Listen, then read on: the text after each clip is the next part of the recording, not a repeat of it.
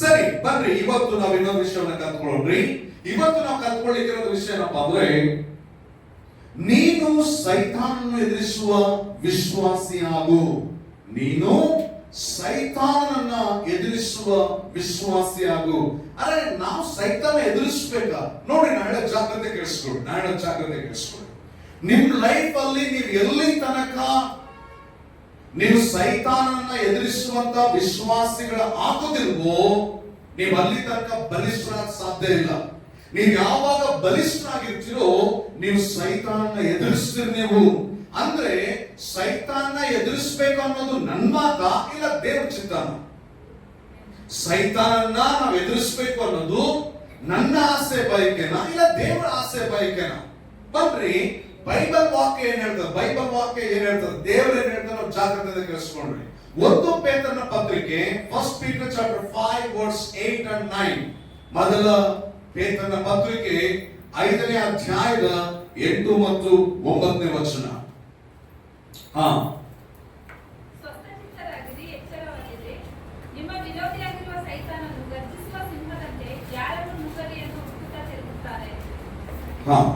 ನೀವು ನಂಬಿಕೆಯಲ್ಲಿ ದೃಢವಾಗಿದ್ದು ಅವನನ್ನು ಎದುರಿಸಿರಿ. ನೀವು ನಂಬಿಕೆಯಲ್ಲಿ ದೃಢವಾಗಿದ್ದು ಅವನ್ನ ಏನ್ ಮಾಡ್ರಿ? ಎದುರಿಸಿ. ಓಕೆ, ಈಗ ಸೈತಾನ ಎದುರಿಸ್ರಿ ಅಂತ ಹೇಳುವಂತ ಮಾತು ನಂದ ಅಥವಾ ದೇವದ? ಯಾರ್ದ್ರೆ ಅದು? ಯಾರಿಗೆ ಹೇಳಿದಾರೆ ಅದನ್ನ? ದೇವರು ಮಾತದ ಆಗಿದ್ದಾದ್ರೆ ಯಾರಿಗೆ ಹೇಳಿದಾರೆ ಅದನ್ನ? ಯಾರಿಗೆ ಹೇಳಿದ್ದಾರೆ? ನಮ್ಗೆ ಹೇಳಿದಾರೆ ತಾನೆ. ನಾವು ಎದುರಿಸ್ಬೇಕಂದ್ರೆ ಇನ್ನೊಂದು ವಾಕ್ಯ ಓದ್ರಿ, ನೋಡ್ರಿ, ನಾನು ಕೇಳಿಸ್ಕೊಡ್ರಿ. 1 ಪೇತ್ರನ ಪತ್ರಿಕೆ 5ನೇ ಅಧ್ಯಾಯದ 8-9ನೇ ವಚನ. 2ನೇ ವಾಕ್ಯ ಯಾಕೋಬನು ಬರೆದ ಪತ್ರಿಕೆ ಜೇಮ್ಸ್ 4ನೇ ಅಧ್ಯಾಯದ 7ನೇ ವಚನ. ಯಾಕೋಬನು ಬರೆದ ಪತ್ರಿಕೆ 4ನೇ ಅಧ್ಯಾಯದ 7ನೇ ವಚನ. ಈಗಿರಲಾಗಿ ದೇವರಿಗೆ ಒಳಗಾಗಿರಿ, ಸೈತಾನನ್ನು ಎದುರಿಸಿರಿ. ಓಕೆ, ಅಲ್ಲಿ ಏನ್ ಹೇಳ್ತದಲ್ಲಿ? ಸೈತಾನ ಎದುರಿಸ್ರಿ. ಅವನ್ ಏನ್ ಮಾಡ್ತಾನಂತೆ? ನಿಮ್ಮನ್ನ ಬಿಟ್ಟು ಓಡಿ ಹೋಗುವರು ಅಂತ ಬರಬೇಡ. ಇಂಗ್ಲಿಷ್ ಅಲ್ಲಿ ಓದ್ರಿ, James. Submit yourself therefore to God, resist the devil and he will flee from you. ನೋಡ್ರಿ, ಅಲ್ಲಿ ವಾಕ್ಯ ಹೇಳ್ತದೆ ದೇವರಿಗೆ ಒಳಪಡ್ರಿ, ಸೈತಾನ ಎದುರಿಸ್ರಿ ಅಂತ ಬರಪಡದೆ. ನಾಳೆ ಜಾಗ್ರತೆ ಕೇಳಿಸ್ಕೊಳ್ಳಿ. ಸೈತಾನ ಎದುರಿಸೋ ಅಷ್ಟು ದೊಡ್ಡ ಮ್ಯಾಟ್ರ, ಅಷ್ಟು ದೊಡ್ಡ ವಿಷಯನ ಕೇಳಿಸ್ಕೊಳ್ರಿ. ನಿಮ್ ಲೈಫ್ ಅಲ್ಲಿ ಸೈತಾನ ಎದುರಿಸುವಂತ ವಿಷಯದಲ್ಲಿ, ನಿಮ್ಮ ಲೈಫ್ ಅಲ್ಲಿ ಸೈತಾನ ಎದುರಿಸುವಂತ ವಿಷಯದಲ್ಲಿ ನಿಮ್ಮ ಆತ್ಮಿಕ ಭದ್ರತೆ ಮತ್ತು ನೀವು ಎಷ್ಟು ಬಲಿಷ್ಠರಾಗಿದ್ದೀರ ಅನ್ನೋ ವಿಷಯವನ್ನ ತೋರಿಸ್ತದೆ. ನೀವು ಎಷ್ಟು ಬಲಿಷ್ಠರಾಗಿದ್ದೀರಿ ಮತ್ತು ನಿಮ್ಮ ಆತ್ಮಿಕತೆ ಎಷ್ಟು ಭದ್ರವಾಗಿದೆ ಅನ್ನೋದು ನೀವು ಸೈತಾನ ಎದುರಿಸುವಂತ ವಿಷಯದಲ್ಲೇ ಆಗ್ತದೆ. ನಾನು ಜಾಗ್ರತೆ ಕೇಳಿಸ್ಕೊಳ್ರಿ. ಎಷ್ಟು ಸಾರಿ ನಾವು ದೇವರನ್ನ ಎದುರಿಸಿದ್ವಿ? ಒಂದ್ಸರಿ ನೆನಪು ಮಾಡ್ಕೊಳ್ರಿ. ನಾವು ಎಷ್ಟು ಸಾರಿ ದೇವರನ್ನ ಎದುರಿಸಿರ್ಬೋದು? ಬಹಳ ಸಾರಿ. ಆದ್ರೆ ನಮ್ಮ ಲೈಫ್ ಅಲ್ಲಿ ಒಂದು ಸಾರಿ ಸಹ ನಾವು ಸೈತಾನ ಎದುರಿಸಿರ್ಲಿಕ್ಕಿಲ್ಲ. ನಾವು ಸೈತಾನ ಎದುರಿಸ್ಲಿಕ್ಕೆ ನಮ್ಗೆ ಆಗ್ಲಿಕ್ಕಿಲ್ಲ. ಸರಿ, ನಾಳೆ ಜಾಗ್ರತೆ ಕೇಳಿಸ್ಕೊಳ್ರಿ. ಸೈತಾನ ಎದುರಿಸಬೇಕು ಅಂತೇಳಿ ದೇವರೇ ಬಯಸ್ತಾನೆ. ಇದು ನಿನ್ನ ಬದಲಾಗಲೇಬೇಕು. ನೀನು ಸೈತಾನ ಭಯ ಪಡೋದಲ್ಲ, ಸೈತಾನ ಎದುರಿಸುವಂತ ವಿಶ್ವಾಸಿ ನೀನಾಗ್ಬೇಕಂತೇಳಿ ದೇವರು ಬಯಸ್ತಾರೆ. ನೀವು ಈಗ ಅನ್ಕೊಳ್ತಾ ಇರುವಂತ ಸೈತಾನ ಎದುರಿಸೋದ, ಅಯ್ಯೋ ನಮ್ ಕೈಲಿ ಆಗ್ತದ, ಅಯ್ಯೋ ನಮ್ಗಷ್ಟು ಬಲ ಇದೆಯಾ ಅಂತೇಳಿ ನಿಮ್ಮ ಒಳಗೆ ಹಿಂಗೆ ಸ್ವಲ್ಪ ಸ್ಟಾರ್ಟ್ ಆಗ್ತದೆ, ಮತ್ತೆ ತಪ್ಪಕ ಹಾಗೆ ಬಿದ್ದು ಹೋಗ್ತದೆ. ಬಟ್ ಇದು ನನ್ನ ಮಾತಲ್ಲ, ದೇವರ ಮಾತು. ಇದು ಯಾರ ಮಾತಿದು? ದೇವರ ಮಾತು ಆಗಿರೋದ್ರಿಂದ ನಾವು ಸೈತಾನ ಎದುರಿಸಲೇಬೇಕು. ಹಾಗಾದ್ರೆ ಇವತ್ತು ಈ ಸೈತಾನ ಯಾರು ಅಂತ ಹೇಳಿ ಸ್ವಲ್ಪ ಕಲ್ತ್ಕೊಂಡ್ರಿ. ಸೈತಾನ ಯಾರು ಅಂತ ಹೇಳಿ ಸ್ವಲ್ಪ ಬ್ರೀಫ್ ಆಗಿ ಹೇಳ್ತೇನೆ. ಓಕೆ, ಜಾಗ್ರತೆ ಕೇಳಿಸ್ಕೊಳ್ಳಿ. ಸೈತಾನು ಯಾರು ಅಂತೇಳಿ ಇವತ್ತು ನಾನು ಸಂಕ್ಷಿಪ್ತವಾಗಿ ಹೇಳ್ತೇನೆ. ಕೇಳಿಸ್ಕೊಳ್ಳಿ, ಚೆನ್ನಾಗಿ ಕೇಳಿಸ್ಕೊಳ್ರಿ. ಸೈತಾನ್ ಯಾರು ಅಂತ ನಿಮಗೆ ಗೊತ್ತಾಗ್ಬೇಕಂದ್ರೆ ನಿಮ್ ಬೈಬಲ್ ಅನ್ನ ಎಹೆಜ್ಕೇಲ್ ಗ್ರಂಥ ತಿರುಗಿಸ್ರಿ. ಬುಕ್ ಆಫ್ ಎಹೆಜ್ಕೇಲ್ ನ ಪ್ರವಾದನ ಗ್ರಂಥ 28ನೇ ಅಧ್ಯಾಯ ತಿರುಗಿಸ್ರಿ. ಅಲ್ಲಿ ಸೈತಾನ್ ಯಾರು ಅಂತೇಳಿ ಕ್ಲಿಯರ್ ಬರೆಯಲ್ಪಟ್ಟಿದೆ. ನಾನಿವತ್ತು ನಿಮ್ಗೆ ಹೇಳುವಂತ ವಿಷಯ ಸ್ವಲ್ಪ ಜಾಗ್ರತೆ ಕೇಳಿಸ್ಕೊಳ್ಳಿ. ಸೈತಾನ್ ಯಾರು? ಸೈತಾನು ಅಂತ ಮಾತಾಡ್ತಾರಲ್ಲ, ಇದು ಏನಿರ್ಬಹುದು, ಯಾರಿರ್ಬಹುದು ಅಂತ ಹೇಳಿ ನಿಮಗೆ ಏನಾದ್ರು ಒಂದ್ ವೇಳೆ ಡೌಟ್ ಇದ್ರೆ ಇವತ್ತು ಕ್ಲಿಯರ್ ಮಾಡ್ತೀನಿ. ಬೇಗ ನಾನು ನಿಮಗೆ ಸೈತಾನ್ ಯಾರು ಮತ್ತೆ ಇವತ್ತಿನ ತನಕ ಅವ್ನು ಏನ್ ಮಾಡ್ತಾನೆ ಎಲ್ಲ ಕ್ಲಿಯರ್ ಆಗಿ ಹೇಳ್ಬಿಡ್ತೇನೆ. ಬರ್ಕೊಡ್ರಿ ಇದನ್ನ. ಸೈತಾನ್ ಯಾರು ಅಂತ ಹೇಳಿ ಅಲ್ಲಿ ವಾಕ್ಯ ಹೇಳ್ತದೆ. 28ನೇ ಅಧ್ಯಾಯ ತಿರುಗಿಸಿದ ಎಹೆಜ್ಕೇಲ್ ಗ್ರಂಥ 28ನೇ ಅಧ್ಯಾಯದ 11ನೇ ವಚನದಿಂದ 15ನೇ ವಚನ ತನಕ ಓದುವಾಗ, ಯಾರು ಓದೋಕೆ ಹೋಗ್ಬೇಡ್ರಿ, 11ನೇ ವಚನದಿಂದ 15ನೇ ವಚನ ತನಕ ಹೋಗುವಾಗ ಯೆಹೆಜ್ಕೇಲನ ಗ್ರಂಥ 28ನೇ ಅಧ್ಯಾಯದ 11ನೇ ವಚನದಿಂದ 15ನೇ ವಚನ ತನಕ ನಾವು ಹೋಗ್ಬೇಕಾದ್ರೆ ಅಲ್ಲಿ ಸೈತಾನ ತರಲ್ಲ, ಸೈತಾನನ ಆಗೋದಕ್ಕಿಂತ ಮೊದಲು ಅವನೊಬ್ಬ ಏನಾಗಿದ್ದ ಗೊತ್ತಾ? ಅವನೊಬ್ಬ ಕೆರೂಬಿ ಆಗಿದ್ದ. ಕೆರೂಬಿ ಅಂದ್ರೆ ಏನ್ರಿ? ಕೆರೂಬಿ ಅಂದ್ರೆ ಅವತ್ತು ದೇವರ ಮುಂದಿದ್ದಂತ ದೇವದೂತನಾಗಿದ್ದ. ಆತನೊಬ್ಬ ದೇವದೂತನಾಗಿದ್ದ. ಅವನೇನ್ ಕೆಲಸ ಇತ್ತಪ್ಪ ಅಂದ್ರೆ ದೇವರನ್ನ ಆರಾಧಿಸುವಂತ ಕೆಲಸ ಆ ಕೆರೂಬಿದಾಗಿತ್ತು. ಕೇಳಿಸ್ಕೊಡ್ರಿ, ಹೇಗಿತ್ತು ಅಂತ ಹೇಳೋ ಜಾಗ್ರತೆ ಕೇಳಿಸ್ಕೊಡ್ರಿ. ದೇವರಿದ್ರು, ದೇವ್ರ ಮುಂದೆ ದೇವದೂತರಿದ್ರು, ಅವರೆಲ್ಲ ದೇವರನ್ನ ಆರಾಧಿಸ್ತಾ ಇದ್ರು. ಈ ಆರಾಧಿಸ್ತಾ ಇರ್ಬೇಕಾದ್ರೆ ಒಬ್ಬ ಕೆರೂಬಿ ಪಕ್ಕದಲ್ಲಿ ಇರ್ತಿದ್ದ. ಅವನ ಹೆಸರೇನಪ್ಪ ಅಂದ್ರೆ ಇವಾಗ ನಾವೇನ್ ಹೇಳ್ತೇವೆ? ಸೈತಾನ್ ಅಂತ ಹೇಳ್ತೇವೆ. ಆದ್ರೆ ಅವನಿಗೆ ಇನ್ನೊಂದು ಹೆಸರು ಐತಿ, ಏನ್ ಗೊತ್ತಾ? ಲೂಸಿಫರ್ ಅಂತ ಹೇಳಿತ್ತು ಅವನ ಹೆಸರು. ಅಂದ್ರೆ ಅದರ ಅರ್ಥ ಉದಯದ ನಕ್ಷತ್ರ ಅಂತ ಹೇಳಿ. ಅದಕ್ಕಿಂತ ಮೊದಲು ಏನಾಗ್ತಾ? ಅಂದ್ರೆ ಒಬ್ಬ ಕೆರೂಬಿ ಅವನ್ ಏನ್ ಮಾಡ್ತಾ ಇದ್ದ ಅಂದ್ರೆ, ಕೇಳಿಸ್ಕೊಳ್ಳಿ, ಜಾಗ್ರತೆ ಕೇಳಿಸ್ಕೊಳ್ಳಿ. ಹೀಗೆ ರೆಕ್ಕೆಯನ್ನ ಬಿಚ್ಚಿದ್ರೆ ಮ್ಯೂಸಿಕ್ ಬರ್ತಿತ್ತಂತೆ. ಹೀಗೆ ರೆಕ್ಕೆಯನ್ನ ಬಿಚ್ಚಿದ್ರೆ ಮ್ಯೂಸಿಕ್ ಬರ್ತಿತ್ತಂತೆ. ಆ ಮ್ಯೂಸಿಕ್ ನಿಂದ ದೇವರನ್ನ ಘನಪಡಿಸ್ತಾ ಇದ್ದಂತೆ. ಯಾರು? ಸೈತಾನ್. ಹಾಗಾದ್ರೆ ಸೈತಾನ್ ಬೇರೆ ಎಲ್ಲಿಂದಲೂ ಬಂದವನಲ್ಲ, ದೇವರ ಹತ್ರ ಇದ್ದವನು. ಅವನು ದೇವರನ್ನ ಆರಾಧಿಸುವಂತ ಒಬ್ಬ ಕೆರೂಬಿ ಆಗಿದ್ದ. ಅಲ್ಲಿ ಅವನೇನ್ ಮಾಡಿದಪ್ಪ ಅಂತ ಹೇಳಿದ್ರೆ, ಏನ್ ಮಾಡಿದ್ನು ಅಂತ ಹೇಳಿ ಯೆಹೆಜ್ಕೇಲನ ಗ್ರಂಥ 28ನೇ ಅಧ್ಯಾಯದ 16, 17ನೇ ವಚನದಲ್ಲಿ, ಅಲ್ಲೇ ಈಗ ನೀವು ಯೆಹೆಜ್ಕೇಲನ ಗ್ರಂಥ ಪುಸ್ತಕ ತೆಗೆದಿರಲ್ಲ, 16, 17ನೇ ವಚನದಲ್ಲಿ ಅವನೇನ್ ಮಾಡಿದ? ಪರಲೋಕದಲ್ಲಿ ಪಾಪ ಮಾಡಿದ. ಓಕೆ, ಈಗ ನೀವು ಕೇಳ್ಬೋದು, ಏನ್ ಪಾಪ ಮಾಡಿರ್ಬೋದು ಅಂತ ನೀವು ಕೇಳಿರ್ಬೋದು. ಅಲ್ಲಿ ಬರೆಯಲ್ಪಟ್ಟದೆ ಯೆಹೆಜ್ಕೇಲನ ಗ್ರಂಥ 28ನೇ ಅಧ್ಯಾಯದ 16, 17ನೇ ವಚನದಲ್ಲಿ ಅವನೇನ್ ಮಾಡಿದಂತೆ? ಅತಿಯಾಗಿ ಹೆಚ್ಚಿಸಿಕೊಂಡಂತೆ. ಕೇಳಿಸ್ಕೊಡ್ರಿ, ಜಾಗ್ರತೆ ಕೇಳಿಸ್ಕೊಡ್ರಿ. ದೇವರು ಸಮಸ್ತಕ್ಕೂ ಮೂಲ ಕಾರಣನು, ಆತನೇ ಸರ್ವಶಕ್ತನು, ಆತನೇ ಮಹೋನ್ನತನಾದ ದೇವರು. ಆತನ ಆರಾಧಿಸಬೇಕು, ಆತನ ಕೆಳಗೆ ಬಿದ್ದಿರ್ಬೇಕು, ಅದೆಲ್ಲ ಕೆಲಸ. ಆದ್ರೆ ಇವ್ರೇನ್ ಮಾಡ್ದ ಗೊತ್ತಾ? ಕೇಳಿಸ್ಕೊಡ್ರಿ, ಜಾಗ್ರತೆ ಕೇಳಿಸ್ಕೊಡ್ರಿ. ದೇವ್ರ ಮುಂದೆ ದೇವದೂತರಿದ್ರು. ಹೀಗಿರ್ಬೇಕಾದ್ರೆ ದೇವದೂತರಿಗಿಂತ ಸ್ವಲ್ಪ ದೊಡ್ಡವರು ಯಾರು ಗೊತ್ತಾ? ಈ ಒಬ್ಬ ಸೈತಾನ್ ಅನಿಸ್ಕೊಳ್ಳುವಂತ, ಸೈತಾನ್ ಎಂತ ಇವತ್ತು ಅನಿಸ್ಕೊಳ್ಳುವಂತ ಆ ಕೆರೂಬಿ. ಅವನೇನ್ ಮಾಡ್ತಾನೆ? ಯೋಚನೆ ಮಾಡಿ, ಅಲ್ಲ ಎಲ್ಲರೂ ನನ್ಗಿಂತ ಚಿಕ್ಕವರು, ದೇವರು ಮಾತ್ರ ನನಗಿಂತ ದೊಡ್ಡವನು, ನಾನೇನ್ ಮಾಡ್ಬಿಡ್ಬೇಕೀಗ? ನಾನು ದೇವರ ಪರ್ವತದ ಮೇಲೆ ನಾನು ಹತ್ತಬೇಕಂತ ಹೇಳಿ ಅವನು ಅಹಂಕಾರ ಪಡ್ಬಿಡ್ತಾನೆ. ಅಂದ್ರೆ ಏನು ಅಹಂಕಾರ ಪಡ್ತಾನೆ? ದೇವರ ಸಿಂಹಾಸನವನ್ನ ಕಸ್ಕೊಳ್ಬೇಕು, ದೇವರ ಸಿಂಹಾಸನ ಕುತ್ಕೊಳ್ಬೇಕಂತ ಹೇಳಿ ಅವನೇನ್ ಮಾಡ್ತಾನೆ? ಪ್ರಯತ್ನ ಪಡ್ಬಿಡ್ತಾನೆ. ಜಾಗ್ರತೆ ಕೇಳಿಸ್ಕೊಳ್ರಿ, ಬಹಳ ಜಾಗ್ರತೆ ಕೇಳಿಸ್ಕೊಳ್ರಿ, ಇದು ಬಹಳ ಜಾಗ್ರತೆ ಉಳ್ಳದು. ಹಾಗಾದ್ರೆ ನೋಡ್ರಿ, ಈಗ ನೀವು ಅನ್ಕೊಳ್ಬಹುದು, ಅವನೇನ್ ಪಾಪ ಮಾಡ್ದಾರಿ? ಅಹಂಕಾರ ಪಟ್ಟ. ಎಂತ ಅಹಂಕಾರ ಪಟ್ಟ? ದೇವರ ಸಿಂಹಾಸನವನ್ನ ಕಸ್ಕೊಳ್ಬೇಕಂತ ಹೇಳಿ ಅಹಂಕಾರ ಪಟ್ಟ. ನೋಡ್ರಿ, ಕೇಳಿಸ್ಕೊಳ್ಳಿ, ಜಾಗ್ರತೆ ಕೇಳಿಸ್ಕೊಳ್ಳಿ. ಅಹಂಕಾರ ಅನ್ನೋದು ಸರಿನಾ ತಪ್ಪ ಅಂತ ನೋಡೋದಾದ್ರೆ, ನೀವು ಯಾರೇ ಆಗಿರ್ರಿ, ಅಹಂಕಾರ ಅನ್ನೋದು ಸರಿ ಅಲ್ಲ. ನೀನು ಅಹಂಕಾರಿ ಆಗಿದ್ರೆ, ನಾ ಹೇಳೋ ಜಾಗ್ರತೆ ಕೇಳಿಸ್ಕೊಳ್ರಿ, ಕೆರೂಬಿ ಅನಿಸಿಕೊಂಡವನು, ದೇವರನ್ನ ಆರಾಧಿಸುವಂತವನು, ದೇವರ ಪಕ್ಕದಲ್ಲಿರುವಂತವನು, ಪರಲೋಕದಲ್ಲಿದ್ದಂತವನು, ಅಂಥವನೇ ಅಹಂಕಾರ ಪಟ್ಟಾಗ ಏನು ಆಗಿ ಮಾರ್ಪಟ್ಟ ಗೊತ್ತಾ ನಿಮಗೆ? ಸೈತಾನಾಗಿ ಮಾರ್ಪಟ್ಟ. ಹಾಗಾದ್ರೆ ಆ ಪಾಪ ಎಷ್ಟು ಕೆಟ್ಟದು ನೀವು ಒಂದ್ಸಾರಿ ಆಲೋಚನೆ ಮಾಡ್ಕೊಳ್ರಿ. ಅದಕ್ಕೆ ಇವತ್ತು ನಮಗೆ ಒಬ್ಬರಿಗೆ ಒಬ್ಬರು ವಿಧೇಯ ಆಗೋದೇ ಇಲ್ಲ. ನಾವು ಒಬ್ಬರು ವಿಧೇಯ ಆಗೋದೇ ಇಲ್ಲ, ನಾವು ಅಧೀನ ಆಗೋದೇ ಇಲ್ಲ. ನಾವು ಹೇಗಿರ್ತೀವಪ್ಪ ಅಂದ್ರೆ, ಮೂಗುದಾರ ಕಿತ್ತಂತ ಗೂಳಿನ ಹಾಗೆ ನಾವು ತಿರುಗಬೇಕಂತ ಬಯಸ್ತೇವೆ ನಾವು. ನಾನು ಹೇಳೋ ಜಾಗ್ರತೆ ಕೇಳಿಸ್ಕೊಳ್ರಿ, ಅಹಂಕಾರ ಯಾವ ಮನುಷ್ಯನಿಗೆ ಇರ್ತದೋ ಆ ಮನುಷ್ಯ ಯಾರಿಗೂ ಅಧೀನ ಆಗೋದಿಲ್ಲ. ಯಾರಿಗೆ ಅಹಂಕಾರ ಅನ್ನೋದಿರ್ತದೋ ಅವನು ಯಾರ ಕೆಳಗೂ ಹೋಗೋದಿಲ್ಲ, ಅವನು ಯಾರ ಕೆಳಗೆ ಬಯಸೋದು. ಯಾಕಂತ ಹೇಳಿದ್ರೆ ಅಹಂಕಾರ ಅವನ್ನ ಹಿಡಿದಿರ್ತದೆ. ಈ ಪಾಪ ಅವನು ಮಾಡಿದಾಗ ಏನಾಗ್ತದೆ ಗೊತ್ತಾ ನಿಮಗೆ? ಮೂರನೇದಾಗಿ ಸೈತಾನ್ ಪರಲೋಕದಿಂದ ತಳ್ಳಲ್ಪಡ್ತಾನೆ. ಎಲ್ಲಿ ತಳ್ಳಲ್ಪಡ್ತಾನೆ? ಭೂಮಿಗೆ ತಳ್ಳಲ್ಪಡ್ತಾನೆ. ಅದೇ ಯೆಹೆಜ್ಕೇಲನ ಗ್ರಂಥ 28ನೇ ಅಧ್ಯಾಯದ 16, 17ನೇ ವಚನ. ಯೆಹೆಜ್ಕೇಲನ ಗ್ರಂಥ 28ನೇ ಅಧ್ಯಾಯದ 16, 17ನೇ ವಚನ. ಲೂಕನ ಬರೆದ ಸುವಾರ್ತೆ 10ನೇ ಅಧ್ಯಾಯದ 18ನೇ ವಚನ. ಅಲ್ಲಿ ವಾಕ್ಯ ಹೇಳ್ತದೆ, ಲೂಕನ ಬರೆದ ಸುವಾರ್ತೆ 10ನೇ ಅಧ್ಯಾಯದ 18ನೇ ವಚನದಲ್ಲಿ ಯೇಸು ಕ್ರಿಸ್ತರು ಸೈತಾನ ಮಿಂಚಿನ ಹಾಗೆ ಭೂಮಿ ಬೀಳೋದನ್ನು ನೋಡಿದ. ಅವನ್ನ ತಳ್ಳಿಬಿಟ್ಟು ದೇವರು, ನೀನ್ ನೆನೆ ಇರಬಾರ್ದು ಅಂತ ಹೇಳಿ ಅವ್ನು ಹೋಗ್ಬೇಕ. ನೋಡ್ರಿ, ಕೇಳಿಸ್ಕೊಡ್ರಿ, ಜಾಗ್ರತೆ ಕೇಳಿಸ್ಕೊಡ್ರಿ. ಇವನು ಹೋಗ್ಬೇಕಾದ್ರೆ ಏನಾಗಿದ್ದ ಗೊತ್ತಾ ನಿಮ್ಗೆ? ಅವ್ನು ಹೋಗ್ಬೇಕಾದ್ರೆ ಒಬ್ಬನೇ ಹೋಗ್ಲಿ, ಅವ್ನ ಏನ್ ಮಾಡ್ದ ಅಂತ ಕೇಳಿಸ್ಕೊಡ್ರಿ. 4ನೇದು, ಸೈತಾನ್ ಬೀಳುವಾಗ ಬೇರೆ ದೂತನ್ನು ಕರ್ಕೊಂಡು ಬಂದ. ಯಾರನ್ನ ಕರ್ಕೊಂಡು ಬಂದ? ಬೇರೆ ದೂತನ್ನು ಕರ್ಕೊಂಡು ಬಂದ. ಅವನ್ ಏನ್ ಮಾಡ್ದ ಅಂದ್ರೆ ಕೇಳಿಸ್ಕೊಡ್ರಿ, ಜಾಗ್ರತೆ ಕೇಳಿಸ್ಕೊಡ್ರಿ. ಅವನು ಒಬ್ಬನ ಪಾಪ ಮಾಡದಲ್ಲದೆ ಅವನೇನ್ ಮಾಡ್ದ, ಎಲ್ಲರೊಟ್ಟಿಗೆ ಸೇರ್ಕೊಂಡು ವ್ಯಾಪಾರ ಮಾಡ್ದ. ಅವರೊಟ್ಟಿಗೆ ಸೇರ್ಕೊಂಡು ಅವರೆಲ್ಲರೊಟ್ಟಿಗೆ ನಾವೊಂದು ಗ್ಯಾಂಗ್ ಕಟ್ಟೋಣ, ನಾವು ದೇವ್ರ ವಿರುದ್ಧ ಯುದ್ಧ ಮಾಡೋಣ, ನಾವು ದೇವ್ರ ವಿರುದ್ಧ ನಿಂತ್ಕೊಳ್ಳೋಣ, ನಾವು ದೇವ್ರ ವಿರುದ್ಧವಾಗಿ ಏನ್ ಮಾಡ್ರಿ, ಏನಾದ್ರು ಮಾಡಿ ನಾವು ಸಾಧಿಸ್ಬೇಡ ಅಂತ ಹೇಳಿ ಅವನ್ ಪ್ಲಾನ್ ಮಾಡಿದಾಗ ಅವನ ಜೊತೆಗೆ ಕೆಲವು ದೇವದೂತರು ಬಂದು, ನೀವು ಕೇಳ್ಬೋದು ಪಾಸ್ಟರ್ ಎಲ್ಲಿದೆ ಅಂತ ಹೇಳಿ. ಬನ್ರಿ, ಯೂದನ ಗ್ರಂಥ ನೀವು ಬರ್ಕೊಳ್ಳಿ ಸಾಕು, ರೆಫರೆನ್ಸ್ ಬರ್ಕೊಳ್ಳಿ ಸಾಕು. ಯೂದನ ಗ್ರಂಥ 1ನೇ ಅಧ್ಯಾಯದ 6ನೇ ವಚನ. ಯೂದನ ಗ್ರಂಥ 1ನೇ ಅಧ್ಯಾಯದ 6ನೇ ವಚನ. ಯೂದನ ಗ್ರಂಥ ಎಲ್ಲಿ ಬರ್ತದೆ ಗೊತ್ತಾ? ಪ್ರಕಟಣೆ ಪುಸ್ತಕ, ಕಡೇ ಪುಸ್ತಕ ಇದೆಯಲ್ಲ, ಅದಕ್ಕೂ ಮೊದಲು ಬರ್ತದೆ. ಆಮೇಲೆ 2 ಪೇತ್ರ 2ನೇ ಅಧ್ಯಾಯ 4ನೇ ವಚನ. 2 ಪೇತ್ರ 2ನೇ ಅಧ್ಯಾಯದ 4ನೇ ವಚನ. ಇಲ್ಲಿ ಏನ್ ಹೇಳಲ್ಪಡ್ತಂದ್ರೆ, ಅಲ್ಲಿ ಅವನ ಸಂಗಡ ತಳ್ಳಲ್ಪಟ್ಟ ದೇವದೂತರು ಸಹ ಬಂದ್ಬಿಟ್ರು.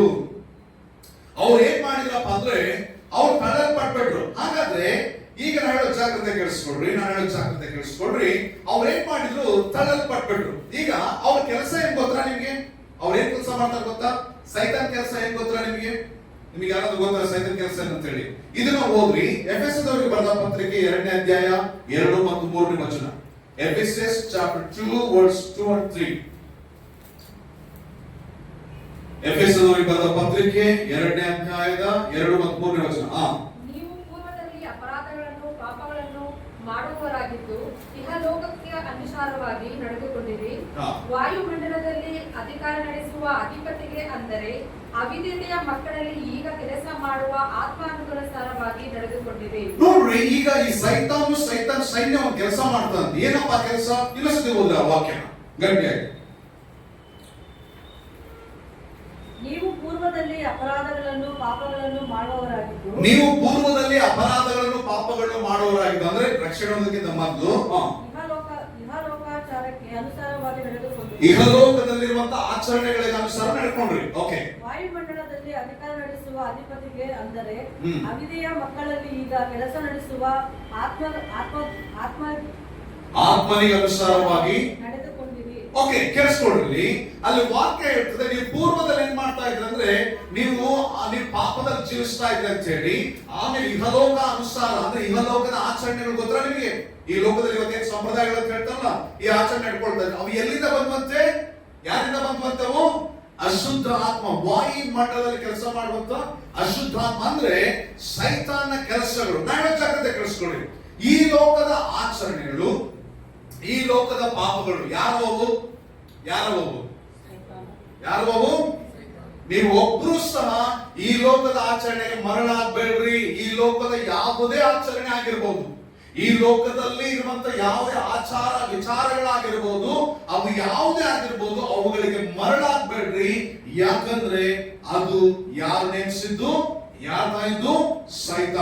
ಸೈತಾನ್ ಕೆಲಸ ಗೊತ್ತಾ? ನೋಡ್ರಿ, ಜಾಗ್ರತೆ ಕೇಳಿಸ್ಕೊಳ್ಳಿ. ಲೋಕ ತುಂಬಾ ಪಾಪ ತುಂಬೋದು. ಅವನ ಕೆಲಸನೇ ಅದು, ಬರೇ ಪಾಪಗಳನ್ನ ತುಂಬೋದು.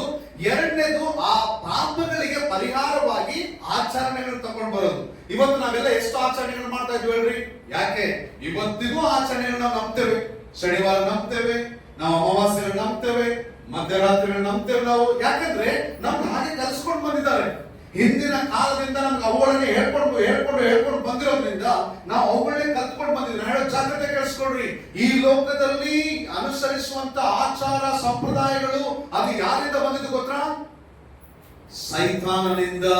ಅವು ಸೈತಾನನಿಂದ ಬಂದದ್ದು. ಮತ್ತೆ ಅಷ್ಟು ಮಾತ್ರವಲ್ಲ, ಪಾಪಗಳು ಯಾರಿಂದ ಬಂದವು? ಸೈತಾನ್ನಿಂದ ಲೋಕದೊಳಗೆ ಪಾಪ ಅನ್ನೋದು ಪ್ರವೇಶ ಆಯ್ತು. ನೋಡ್ರಿ, ಜಾಗ್ರತೆ ಕೇಳಿಸ್ಕೊಡ್ರಿ. ಪಾಪ ಅನ್ನೋದು ಸೈತಾನ್ನಿಂದ ಪ್ರವೇಶ ಆಯ್ತು, ಮನುಷ್ಯನಿಂದ ಪ್ರವೇಶ ಆಯ್ತು?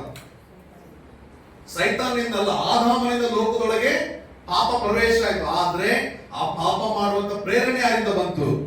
ಸೈತಾನ್. ಹಾಗಾಗಿ ಪ್ರತಿ ಪಾಪದ ಮೂಲ ಯಾರಾಗಿರ್ತಾರೆ? ಸೈತಾನ್. ಈ ಲೋಕದ ಸಂಪ್ರದಾಯಗಳು, ಈ ಲೋಕದ ಆಚರಣೆಗಳು, ಈ ಲೋಕದ ಹಬ್ಬ ಹರಿದಿನಗಳು, ಈ ಲೋಕದ ಕಾರ್ಯಚಟುವಟಿಕೆಗಳು, ಈ ಲೋಕದ ಪಾಪ, ಈ ಲೋಕದ ಸಾರಾಯ ಕುಡಿಯೋದು, ಈ ಲೋಕದ ಗುಡ್ಕ ತಿನ್ನೋದು, ಈ ಲೋಕದಲ್ಲಿರುವಂತ ಎಲ್ಲ ರೀತಿಯ ಪಾಪ ಕೃತ್ಯಗಳು ಯಾರೋ ಗೊತ್ತಾವೋ ಅವೆಲ್ಲ ಸೈತಾನ್. ಕ್ಲಿಯರ್ ಆಯ್ತಾ? ಅವ್ನ ಕೆಲಸ ಏನ್ರಿ? ಅವ್ನ ಕೆಲಸ ಏನು? ಲೋಕದಲ್ಲೆಲ್ಲ ಜನರ ಪಾಪ ಕೇಳಿಸೋದು, ಮತ್ತೆ ಏನ್ ಮಾಡೋದು? ಎಲ್ಲಾ ಜನರಿಗೆ ಸಂಪ್ರದಾಯಗಳನ್ನು ತಗೊಂಡು, ಎಲ್ಲಾ ಜನರಿಗೆ ಸಂಪ್ರದಾಯಗಳನ್ನು ತಗೋಬಹುದು. ಸಂಪ್ರದಾಯಗಳ ಏನು? ಸಂಪ್ರದಾಯಗಳ ನಾಳೆ ಜಾಗೃತಿ ಕೇಳಿಸ್ಕೊಳ್ರಿ. ನೀವು ಸಂಪ್ರದಾಯ ಮೀರಿ ಜನರಾಗ್ಬೇಕು. ನೀವು ಸಂಪ್ರದಾಯ ಅನುಸರಿಸುವಂತ ಜನರಾಗಬಾರ್ದು. ನಾನು ಹೇಳಕ್ ಕೇಳಿಸ್ಕೊಳ್ರಿ, ನೀವು ಲೋಕದಲ್ಲಿ ಜೀವಿಸುವ ಕೆಲವು ಟೈಮ್ ಅವ್ರ ಮೆಚ್ಚೋದಕ್ಕೋಸ್ಕರ ಏನೇನೋ ಮಾಡಕ್ ಹೋಗ್ತೀರಿ. ಆದ್ರೆ ಬಹಳ ಕೇರ್ಫುಲ್ ಆಗಿರ್ರಿ. ನೀವು ಬಹಳ ಕೇರ್ಫುಲ್ ಆಗಿರ್ರಿ. ಸೈತಾನ್ಗೆ ಅಡ್ಡ ಬೀಳುವಂತದ್ದು, ಅನ್ಯ ದೇವರುಗಳು ತಲೆಬಾಗುವಂತದ್ದು ಯಾವುದು ಮಾಡಬಾರ್ದು. ಜಾಗ್ರತೆ ಇರಲಿ ನಿಮಗಿದು. ಇದು ಬಹಳ ಜಾಗ್ರತೆ ಇರಲಿ. ಅವರ ಹೆಸರುಗಳು ನಿಮ್ಮ ಬಾಯಲ್ಲಿ ಬರುವಾಗಲೂ ಜಾಗ್ರತೆ ಇರಲಿ ನಿಮಗೆ. ಯಾಕಂದ್ರೆ ಆ ಸಂಪ್ರದಾಯ, ಆಚಾರ, ವಿಚಾರಗಳು ಎಲ್ಲಿಂದ ಬಂದು ಬೈಬಲ್ ವಾಕ್ಯ ಮಾತಾಡ್ತದೆ? ಸೈತಾನಿಂದ ಬಂದು ಅಂತ ಮಾತಾಡ್ತದೆ. ಸೈತಾನಿಂದ ಬಂದು ಅಂತ ಮಾತಾಡ್ತದೆ. ಹಾಗಾದ್ರೆ ಪಾಸ್ಟರ್, ನಾನು ಹಬ್ಬ ಆಚರಣೆ ಮಾಡಬಾರ್ದ? ಹಬ್ಬ ಆಚರಣೆ ನೀನು ಮಾಡಬೇಡ. ಮತ್ತೆ ನಮ್ಮ ಸ್ವಂತ ಬಂದವ್ರು ಕರೀತಾರೆ, ಹೋಗ್ಬಾರ್ದ? ಹೋಗು, ನಾನು ಬೇಡ ಅಂತ ಹೇಳಲ್ಲ. ಹೋಗು, ಅವ್ರ ಮನೆಗೆ ಹೋಗಿ ಕುತ್ಕೋ, ಅವ್ರ ಹತ್ರ ಮಾತಾಡು, ಚೆನ್ನಾಗಿರು, ಅವ್ರ ಹತ್ರ ಎಲ್ಲ ಇರು.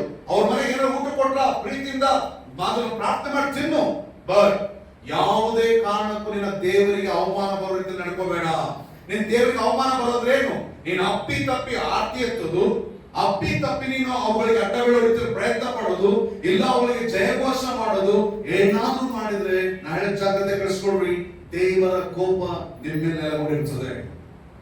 ಹೋಗ್ರಿ, ಎಲ್ಲರ ಮನೆಗೆ ಹೋಗ್ರಿ, ಎಲ್ಲಾ ಮಕ್ಕಳನ್ನ ಪ್ರೀತಿಸ್ರಿ. ಹೋಗ್ರಿ, ನಿಮ್ಮ ಸ್ವಂತದವ್ರು ಬಂದವ್ರ ಮನೆಗೆ ಹೋಗ್ರಿ. ಹೋಗೋದ್ ಬೇಡ ಅಂತ ಅವ್ರ ಶತ್ರುಗಳ ತರ ನೋಡ್ಬೇಡ್ರಿ, ಹೋಗ್ರಿ. ಆದ್ರೆ ಅಲ್ಲಿ ಹೋಗಿ ನಿಮ್ಮ ಕಡೆಯಿಂದ ಅವರಿಗೆ ಪ್ರೀತಿ ಹೋಗ್ಬೇಕು, ನಿಮ್ಮ ಕಡೆಯಿಂದ ದೇವರಿಗೆ ಸನ್ಮಾನ ಹೋಗ್ಬೇಕು. ನಿಮ್ಮ ಕಡೆಯಿಂದ ದೇವರಿಗೆ ಪ್ರೀತಿ ಅವರಿಗೆ ಪ್ರೀತಿ ಹೋಗ್ಬೇಕು, ನಿಮ್ಮ ಕಡೆಯಿಂದ ದೇವರಿಗೆ ಸನ್ಮಾನ ಹೋಗ್ಬೇಕು. ಅಯ್ಯೋ, ನಮ್ಮನ್ನ ಅವ್ರು ಕರೆದಿದ್ದಾರೆ, ನಾವು ಅಲ್ಲಿ ಹೋಗಿ ದೇವರಿಗೆ ಅವಮಾನ ಬರುತ್ತೆ ನಡ್ಕೊಳ್ಳೋಣ, ಅವ್ರನ್ನ ಮೆಚ್ಚಿಸೋಣ, ಸನ್ಮಾನ ಮಾಡೋಣ ಅಂತ ಹೋದ್ರೆ ಕಟ್ಕೊಳ್ರಿ. ಸರಿಯಾದ ಕೈ ಸುಟ್ಕೊಳ್ತೀರಿ ನೀವು, ಸರಿಯಾದ ಕೈ ಸುಟ್ಕೊಳ್ತೀರಿ. ಯಾಕಂದ್ರೆ ನೀವು ದೇವರ ಕೋಪವನ್ನೇ ಸಿದ್ಧ ಮಾಡಿ ಇಟ್ಕೊಳ್ಳೋರಾಗಿರ್ತೀರಿ. ಹಾಗಾಗಿ ಪ್ರಿಯ ದೇವ ಮಕ್ಕಳೇ, ಸೈತಾನ ಕೆಲಸ ಏನ್ರಿ? ಈ ಲೋಕದ ಪಾಪ ತುಂಬಿಸೋದು ಮತ್ತು ಈ ಲೋಕದ ಸಂಪ್ರದಾಯಗಳು. ನಮಗೆ ನೋಡ್ರಿ, ನಾಳೆ ಕೇಳಿಸ್ಕೊಂಡು ನಾನು ಏನ್ ಹೇಳ್ತೀನಿ ಅಂದ್ರೆ, ಈ ಲೋಕದ ಸಂಪ್ರದಾಯ, ಆಚಾರ, ವಿಚಾರ ನನ್ ಮುಂದೆ ಏನು ಅಲ್ಲ. ನನ್ಗೇನು ಅಲ್ಲ. ಯಾಕಂದ್ರೆ ಹೋಗ ನೀನ್ ಮಾಡೋ ಸುಳ್ಳು ನನ್ಗೇನು ಅಂತೇಳಿ ನಾನು ಹೀಗೆ ಇರ್ತೇನೆ. ಆದ್ರೆ ನಾನು ಅದು ಮಾಡೋದ್ರಿಂದ ನನ್ನ ದೇವರಿಗೆ ನೋವಾಗ್ತದೆ, ನನ್ನ ಕರ್ತನಿಗೆ ನೋವಾಗ್ತದೆ, ನನ್ನ ದೇವರನ್ನ ನೋವುಪಡಿಸ್ತೇನೆ. ಹಾಗಾಗಿ ನಾನು ಅದನ್ನು ಮಾಡೋದಿಲ್ಲ. ನನ್ಗೆ ಅದೇನಲ್ಲ, ಮ್ಯಾಟ್ರೇ ಅಲ್ಲ ನನ್ಗದು. ನನಗೆ ನೀವು ಕುರಿ ಕಡ್ದದೆಲ್ಲ ಕೊಟ್ರು, ವಿಗ್ರಹದ ಮೇಲೆ ಕುರಿ ಕಡ್ದು ಕೊಟ್ರು, ಮೇಕೆ ಕಡ್ದು ಕೊಟ್ರು, ನೀವು ಕುರಿ ಕೋಳಿ ಏನ್ ಕೊಟ್ರು, ತೆಂಗಿನಕಾಯಿ ಕೊಟ್ರು, ಪೂಜೆ ಮಾಡಿದ್ರು ಕೊಟ್ರು, ಪ್ರಸಾದ ಕೊಟ್ರು, ನನ್ಗೇನು ಅಲ್ಲ ಅದು. ನನ್ಗೆ ಅದು ಮ್ಯಾಟ್ರೇ ಅಲ್ಲ ನನ್ಗದು. ಯಾಕಂದ್ರೆ ನಾನ್ ನಂಬಿರೋದು ಸರ್ವಶಕ್ತನಾದ ದೇವರು, ನಾನ್ ನಂಬಿರೋ ಸತ್ಯ ದೇವರು. ಆದ್ರೆ ನಾನ್ ಯಾರೋ ಮೆಚ್ಚೋದಕ್ಕೋಸ್ಕರ ಅದನ್ನ ಮಾಡಕ್ ಹೋದ್ರೆ ನನ್ನ ದೇವ್ರು ನೋವು ಪಡ್ತಾರೆ. ನನ್ನ ದೇವರನ್ನ ಅವಮಾನ ಪಡಿಸಿ ನಾನು ಇನ್ನೊಬ್ಬರನ್ನು ಸನ್ಮಾನಿಸಬೇಕಾದ ಅವಶ್ಯಕತೆ ನನಗಿಲ್ಲ. ನನ್ನ ದೇವರನ್ನ ನೋವುಪಡಿಸಿ ನಾನು ಇನ್ನೊಬ್ಬರನ್ನು ಹೊಗಳಿಸಿ ಇನ್ನೊಬ್ಬರನ್ನು ಮೆಚ್ಚುವ ಅವಶ್ಯಕತೆ ನನಗಿಲ್ಲ. ನನಗೆ ಬೇಕಾಗೂ ಇಲ್ಲ ಅಂತಂದು. ನನ್ನ ಕರ್ತನ ಸಂತೋಷನೇ ನನ್ನ ಸಂತೋಷ, ನನ್ನ ದೇವರ ಸಂತೋಷನೇ ನನ್ನ ಸಂತೋಷ. ನಾನು ಜಾಗ್ರತೆ ಕೇಳಿಸ್ಕೊಡ್ರಿ. ಲೋಕದ ವ್ಯವಹಾರದಲ್ಲಿ, ಲೋಕದ ಈಡುಜೋಡುಗಳಲ್ಲಿ ಬಹಳ ಜಾಗ್ರತೆ ವಹಿಸ್ರಿ. ಪಾಪದೊಟ್ಟಿಗೆ ಈಡುಜೋಡು ಮತ್ತೆ ಲೋಕದ ಆಚಾರ ವಿಚಾರಗಳಲ್ಲಿ ಈಡುಜೋಡು ಬಹಳ ಜಾಗ್ರತೆ ವಹಿಸ್ರಿ. ಅದು ಸೈತಾನನಿಂದ ಬಂದದಾಗಿದೆ. ಅದು ಮನುಷ್ಯನ ನೇಮಿತವಾದಲ್ಲ, ಸೈತಾನನಿಂದ ನೇಮಿಸಲ್ಪಟ್ಟದ್ದು. ಮನುಷ್ಯನನ್ನು ಆಚರಿಸ್ತಾನೆ, ಮನುಷ್ಯನ ನಮ್ಮ ತಲೆ ಮೇಲೆ ಒತ್ತುತ್ತಾನೆ. ಹಾಗಾಗಿ ಜಾಗ್ರತೆ ವಹಿಸ್ರಿ. ಸರಿ, ಈಗ ನಾವು ಹೇಳಿದಂತ ಈ ಎಲ್ಲ ಸೈತಾನ್ ಇದಲ್ಲ, ಸೈತಾನ್ ಆಗಿರ್ಬೋದು, ಇವರೆಲ್ಲ ಎಲ್ಲಿದ್ದಾರೆ ಯಾರು ಗೊತ್ತಾ ನಿಮಗೆ? ಕೇಳಿಸ್ಕೊಂಡು ಬೇಗ ನಾನು ಹೇಳಿ ಮುಗಿಸ್ಬಿಡ್ತೇನೆ. ಇವರೆಲ್ಲ ಎಲ್ಲಿದ್ದಾರೆ ಗೊತ್ತಾ ನಿಮಗೆ? ಓಕೆ, ಇವರೆಲ್ಲ ಎಲ್ಲಿದ್ದಾರೆ ಅಂತ ನಾನು ಸ್ವಲ್ಪ ವಿಷಯಗಳು ಮಾತಾಡ್ತೀನಿ, ಒಂದೊಂದು ರೆಫರೆನ್ಸ್ ಹೇಳ್ತೀನಿ. ಆ ಒಂದೊಂದು ರೆಫರೆನ್ಸ್ ಅವರೆಲ್ಲ ಎಲ್ಲಿದ್ದಾರೆ ಅಂತ ಬರಲ್ಪಟ್ಟದೆ. ನೀವು ಯಾರು ತೆಗೆದ ಅವಶ್ಯಕತೆ ಬರ್ಕೊಂಡ್ರೆ ಸಾಕು. ಯೋಬನ ಗ್ರಂಥ 1ನೇ ಅಧ್ಯಾಯ 6ನೇ ವಚನ ಅಲ್ಲಿ ಹೇಳ್ತದೆ, ಸೈತಾನ್ ಎಲ್ಲಿದ್ದಂತೆ? ದೇವರ ಸನ್ನಿಧಿಗೆ ಹೋಗ್ತಾನೆ. ಅಂದ್ರೆ ಅದರ ಅರ್ಥ ಏನಪ್ಪ ಅಂದ್ರೆ, ಸೈತಾನ್ ಮೇಲೂ ಹೋಗ್ತಾನೆ, ಸೈತಾನ್ ಭೂಮಿಗೂ ಬರ್ತಾನೆ. ಅವನು ತಿರುಗಾಡ್ತಾ ಇರ್ತಾನೆ. ಅವನೆಲ್ಲ ಒಂದ್ ಕಡೆ ಇದ್ದಾನೆ. ಅವನ ವಾಸಸ್ಥಳ ಯಾವ್ದು ಗೊತ್ತಾ ನಿಮ್ಗೆ? ನರಕ. ಬಟ್ ಅವ್ನು ತಿರುಗಾಡ್ತಾ ಇರ್ತಾನೆ. ಎಫೆಸ ಪತ್ರಿಕೆ 6ನೇ ಅಧ್ಯಾಯದ 11, 12ನೇ ವಚನ ಬಂದಾಗ ಅಲ್ಲೊಂದು ದೊಡ್ಡ ಲೀಸ್ಟ್ ಕೊಡಲ್ಪಟ್ಟಿದೆ. ಆಕಾಶದಲ್ಲಿರುವಂತ ದುರಾತ್ಮಗಳು ಅಂತ ಹೇಳಿ. ಅಂದ್ರೆ ಆಕಾಶ ಮಂಡಲದಲ್ಲಿ ಯಾರು ಇರ್ತಾರಂತೆ? ಈ ಎಲ್ಲ ದೂತರ ಸೈನ್ಯ ಇರ್ತಾವಂತೆ. ಕೇಳಿಸ್ಕೊಡ್ರಿ, ಜಾಗ್ರತೆ ಕೇಳಿಸ್ಕೊಡ್ರಿ. ನೀವು ಕೇಳಬಹುದು, ಪಾಸ್ಟರ್ ದೆವ್ವಗಳಿಲ್ವಾ? ಪಾಸ್ಟರ್ ಭೂತಗಳಿಲ್ವಾ, ಪಾಸ್ಟರ್ ದುರಾತ್ಮಗಳಿಲ್ವಾ? ಎಲ್ಲ ಇದಾವೆ. ನಾನು ಹೇಳೋದು ಕೇಳಿಸ್ಕೊಳ್ರಿ, ಇಲ್ಲ ಅಂತ ನಾನು ಹೇಳಲ್ಲ. ಅವ್ ಹೆಂಗ್ ಕೆಲಸ ಮಾಡ್ತಾನೆ ನಿಮ್ಮ ಮಧ್ಯೆ ಹೇಳ್ತೀನಿ. ನಿಮಗೆ ಕ್ಲಿಯರ್ ಗೊತ್ತಾಗ್ಬೇಕು ಅವ್ನು ಹೆಂಗ್ ಕೆಲಸ ಮಾಡ್ತಾರೆ, ಹೆಂಗ್ ಮಾಡ್ತಾನೆ ಅಂತೇಳಿ. ಇನ್ನೊಬ್ನು ಯಾವನೋ ಬಂದು ಏನೋ ಹೇಳಿರೋದು ಕೇಳಬಾರ್ದು. ನೀವು ಕೇಳಿಸ್ಕೊಡಿ, ಜಾಗ್ರತೆ ಕೇಳಿಸ್ಕೊಡ್ರಿ. ಇವರೆಲ್ಲ ಎಲ್ಲಿ ವಾಸ ಮಾಡ್ತಾರಂತೆ? ಆಕಾಶ ಮಂಡಲದಲ್ಲಿ ಏನ್ ಮಾಡ್ತಾರಂತೆ? ವಾಸ ಮಾಡ್ತಾರೆ. ಆಕಾಶ ಮಂಡಲ ಎಲ್ಲಿದೆ ನೋಡೋಣ. ನೀವು ನೋಡ್ತಿಲ್ಲ ಆಕಾಶ, ಆಕಾಶದಲ್ಲಿ ಸೈತಾನ ಏನ್ ಮಾಡ್ತಾನೆ? ಸೈತಾನ ಸೈನ್ಯಗಳು ಅಲ್ಲಿರ್ತವೆ. ನೀವು ಕೇಳ್ಬೋದು, ಪಾಸ್ಟರ್ ಅವ್ರು ಯಾಕೆ ಅಲ್ಲಿದ್ದಾರೆ ಅಂತೇಳಿ. ಎಲ್ಲಿದ್ದಾರೆ? ಅಲ್ಲಿದ್ದಾರೆ ಅಂತೇಳಿ. ಓಕೆ, ಸೈತಾನ ಏನ್ ಬಯಸಿದ ದೇವರಿಂದ? ಏನ್ ಬೇಕು ಅಂತ ಬಯಸಿದ? ಯಾವ ಪಾಪ ಮಾಡ್ದ ಹೇಳಿ ನೋಡೋಣ. ಸೈತಾನ್ ಯಾವ ಪಾಪ ಮಾಡ್ದ ಹೇಳಿ ನೋಡೋಣ. ದೇವರ ಸಿಂಹಾಸನದಲ್ಲಿ ನಾನು ಕೂತ್ಕೊಳ್ಬೇಕಂತ ಹೇಳಿ ಪಾಪ ಮಾಡ್ದ. ಓಕೆ, ಈಗ ಯಾಕೆ ಅವ್ರ ಆಕಾಶ ಮಂಡಲದಲ್ಲಿ ಅಂತ ಕೇಳ್ಬೋದು. ಈಗ ನೀವು ಕೇಳ್ಬೋದು, ದೇವರ ವಾಕ್ಯ ಹೇಳ್ತದೆ ಗೊತ್ತಾ? ಭೂಮಿ ನನಗೆ ಪಾದಪೀಠ, ಆಕಾಶ ಸಿಂಹಾಸನ, ನಾನು ಆಕಾಶಕ್ಕಿಂತ ಉನ್ನತ ಅಂತ ಹೇಳಿ. ಹಾಗಾದ್ರೆ ಯಾಕೆ ಅವ್ರ ಆಕಾಶದಲ್ಲಿದ್ದಾರೆ? ಅಲ್ಲಿ ಒಂದು ಸಿಂಹಾಸನ ಇದೆ. ಯಾವ ಸಿಂಹಾಸನ? ಸೃಷ್ಟಿಕರ್ತನ ಸಿಂಹಾಸನ. ಇಲ್ಲಾದ್ರೂ ಅಟ್ಲೀಸ್ಟ್ ಆರ್ಟಿಫಿಷಿಯಲ್ ಆಗಿ ಇಟ್ಕೊಳ್ಳೋಣ, ಇಲ್ಲಾದ್ರೂ ಸ್ವಲ್ಪ ಇಟ್ಕೊಳ್ಳೋಣ ಅಂತ ಹೇಳಿ ಅಲ್ಲಿ ಕುತ್ಕೊಂಡಿದ್ದಾರೆ, ಅಲ್ಲಿ ಹೋಗಿದ್ದಾರೆ ಈಗ. ಓಕೆ, ನಾಳೆ ಜಾಗ್ರತೆ ಕೆಡಿಸ್ಕೊಳ್ಳಿ, ನಾಳೆ ಜಾಗ್ರತೆ ಕೆಡಿಸ್ಕೊಳ್ಳಿ. ಬರೀ ಅವ್ರು ಅಲ್ಲೇ ಇರ್ತಾರ? ಭೂಮಿಗೂ ಬರ್ತಾರೆ. ಬನ್ರಿ, ಲೂಕನ ಬರೆಸುವಾರ್ತೆ 11ನೇ ಅಧ್ಯಾಯ 24ನೇ ವಚನ. ಲೂಕನ ಬರೆಸುವಾರ್ತೆ 11ನೇ ಅಧ್ಯಾಯ 24ನೇ ವಚನ. ಸಿಕ್ಕವರು ಓದ್ರಿ. ಅಶುದ್ಧಾತ್ಮವು ಒಬ್ಬ ಮನುಷ್ಯನಿಂದ ಹೊರಗೆ ಹೋದ ಮೇಲೆ ನೀರಿಲ್ಲದ ಸ್ಥಳಗಳಲ್ಲಿ ತಿರುಗುತ್ತಾ ವಿಶ್ರಾಂತಿಯಿಂದ ಹುಡುಕಿ ಏನು ಕಾಣದೆ ಅದು ನಾನು ಹೊರಟು ಬಂದ ನನ್ನ ಮನೆಗೆ ಹಿಂದಿರುಗುವೆನು ಎಂದು ಅಂದುಕೊಳ್ಳುತ್ತಿದ್ದೆ. ಯಾವ ಇದು? ಯಾವ ಭಾಷೆ? ಇಬ್ರಿಯ ಭಾಷೆನ? ಕನ್ನಡ ಮರ್ತ್ಬಿಟ್ಲ ಏನ್ ಕತೆ? ನೀವು ಓದಿ ಸ್ಪಷ್ಟವಾಗಿ. ಅಶುದ್ಧಾತ್ಮವು ಒಬ್ಬ ಮನುಷ್ಯರಿಂದ ಹೊರಗೆ ಹೋದ ಮೇಲೆ ನೀರಿಲ್ಲದ ಸ್ಥಳಗಳಲ್ಲಿ ತಿರುಗುತ್ತಾ ವಿಶ್ರಾಂತಿಯನ್ನು ಹುಡುಕಿ ಏನೂ ಕಾಣದೆ ಅದು ನಾನು ಹೊರಟು ಬಂದ ನನ್ನ ಮನೆಗೆ ಹಿಂದಿರುಗುವೆನು ಎಂದು ಅಂದುಕೊಳ್ಳುತ್ತದೆ. ಅಲ್ಲಿ ವಾಕ್ಯ ಹೇಳ್ತದೆ, ಒಂದು ಅಶುದ್ಧಾತ್ಮ ಒಬ್ಬರಿಂದ ಹೊರಟು ಹೋಗಿ ಅದೆಲ್ಲ ಕಡೆ ಸುತ್ತಾಡಿ ವಿಶ್ರಾಂತಿ ಸಿಗದೆ ಇರೋದ್ರಿಂದ ಅದೇನ್ ಯೋಚನೆ ಮಾಡ್ತಂತೆ?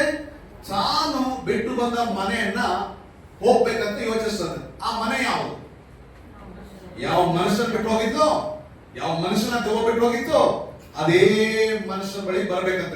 ಈಗ ನೀವು ಆಲೋಚನೆ ಮಾಡ್ರಿ, ಪಾಸ್ಟ್ರೆ ದೆವ್ವಗಳು ಮನುಷ್ಯನೊಳಗೆ ಬರ್ತಾವ?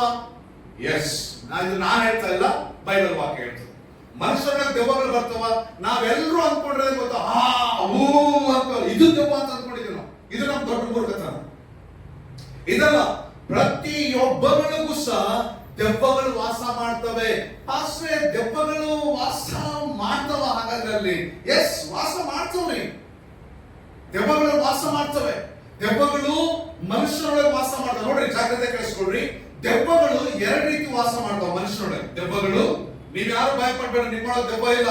ಯೇಸು ಕ್ರಿಸ್ತನ ರಕ್ತ ನಿಮ್ ಮೇಲೆ ಯಾವಾಗ ಬಂತ ಅವತ್ತು ದೆವ್ವದಿಂದ ಬಿಡುಗಡೆ ಆದ್ರಿ. ನೀವು ಸೈತಾನಿಂದ ಬಿಡುಗಡೆ ಆದ್ರು. ಹಾಲೆಲೂಯಾ. ನೀವು ಎಲ್ಲಗಳಿಂದ ಬಿಡುಗಡೆ ಆದ್ರೆ ನಿಮ್ಗೆ ಯಾವ ಏನು ಮಾಡೋದಿಲ್ಲ. ಬಟ್ ನಾನು ಇರೋದನ್ನ ಮಾತಾಡ್ತಾ ಇದ್ದೀನಿ ನಿಮಗೆ. ನೋಡ್ರಿ, ಜಾಗ್ರತೆ ಕೇಳಿಸ್ಕೊಳ್ರಿ. ದೆವ್ವಗಳು ಮತ್ತು ಸೈತಾನ್ ಎರಡು ರೀತಿ ಕೆಲಸಗಳು ಮಾಡ್ತಾರೆ. ಎರಡು ರೀತಿ ಕೆಲಸ ಮಾಡ್ತಾರೆ.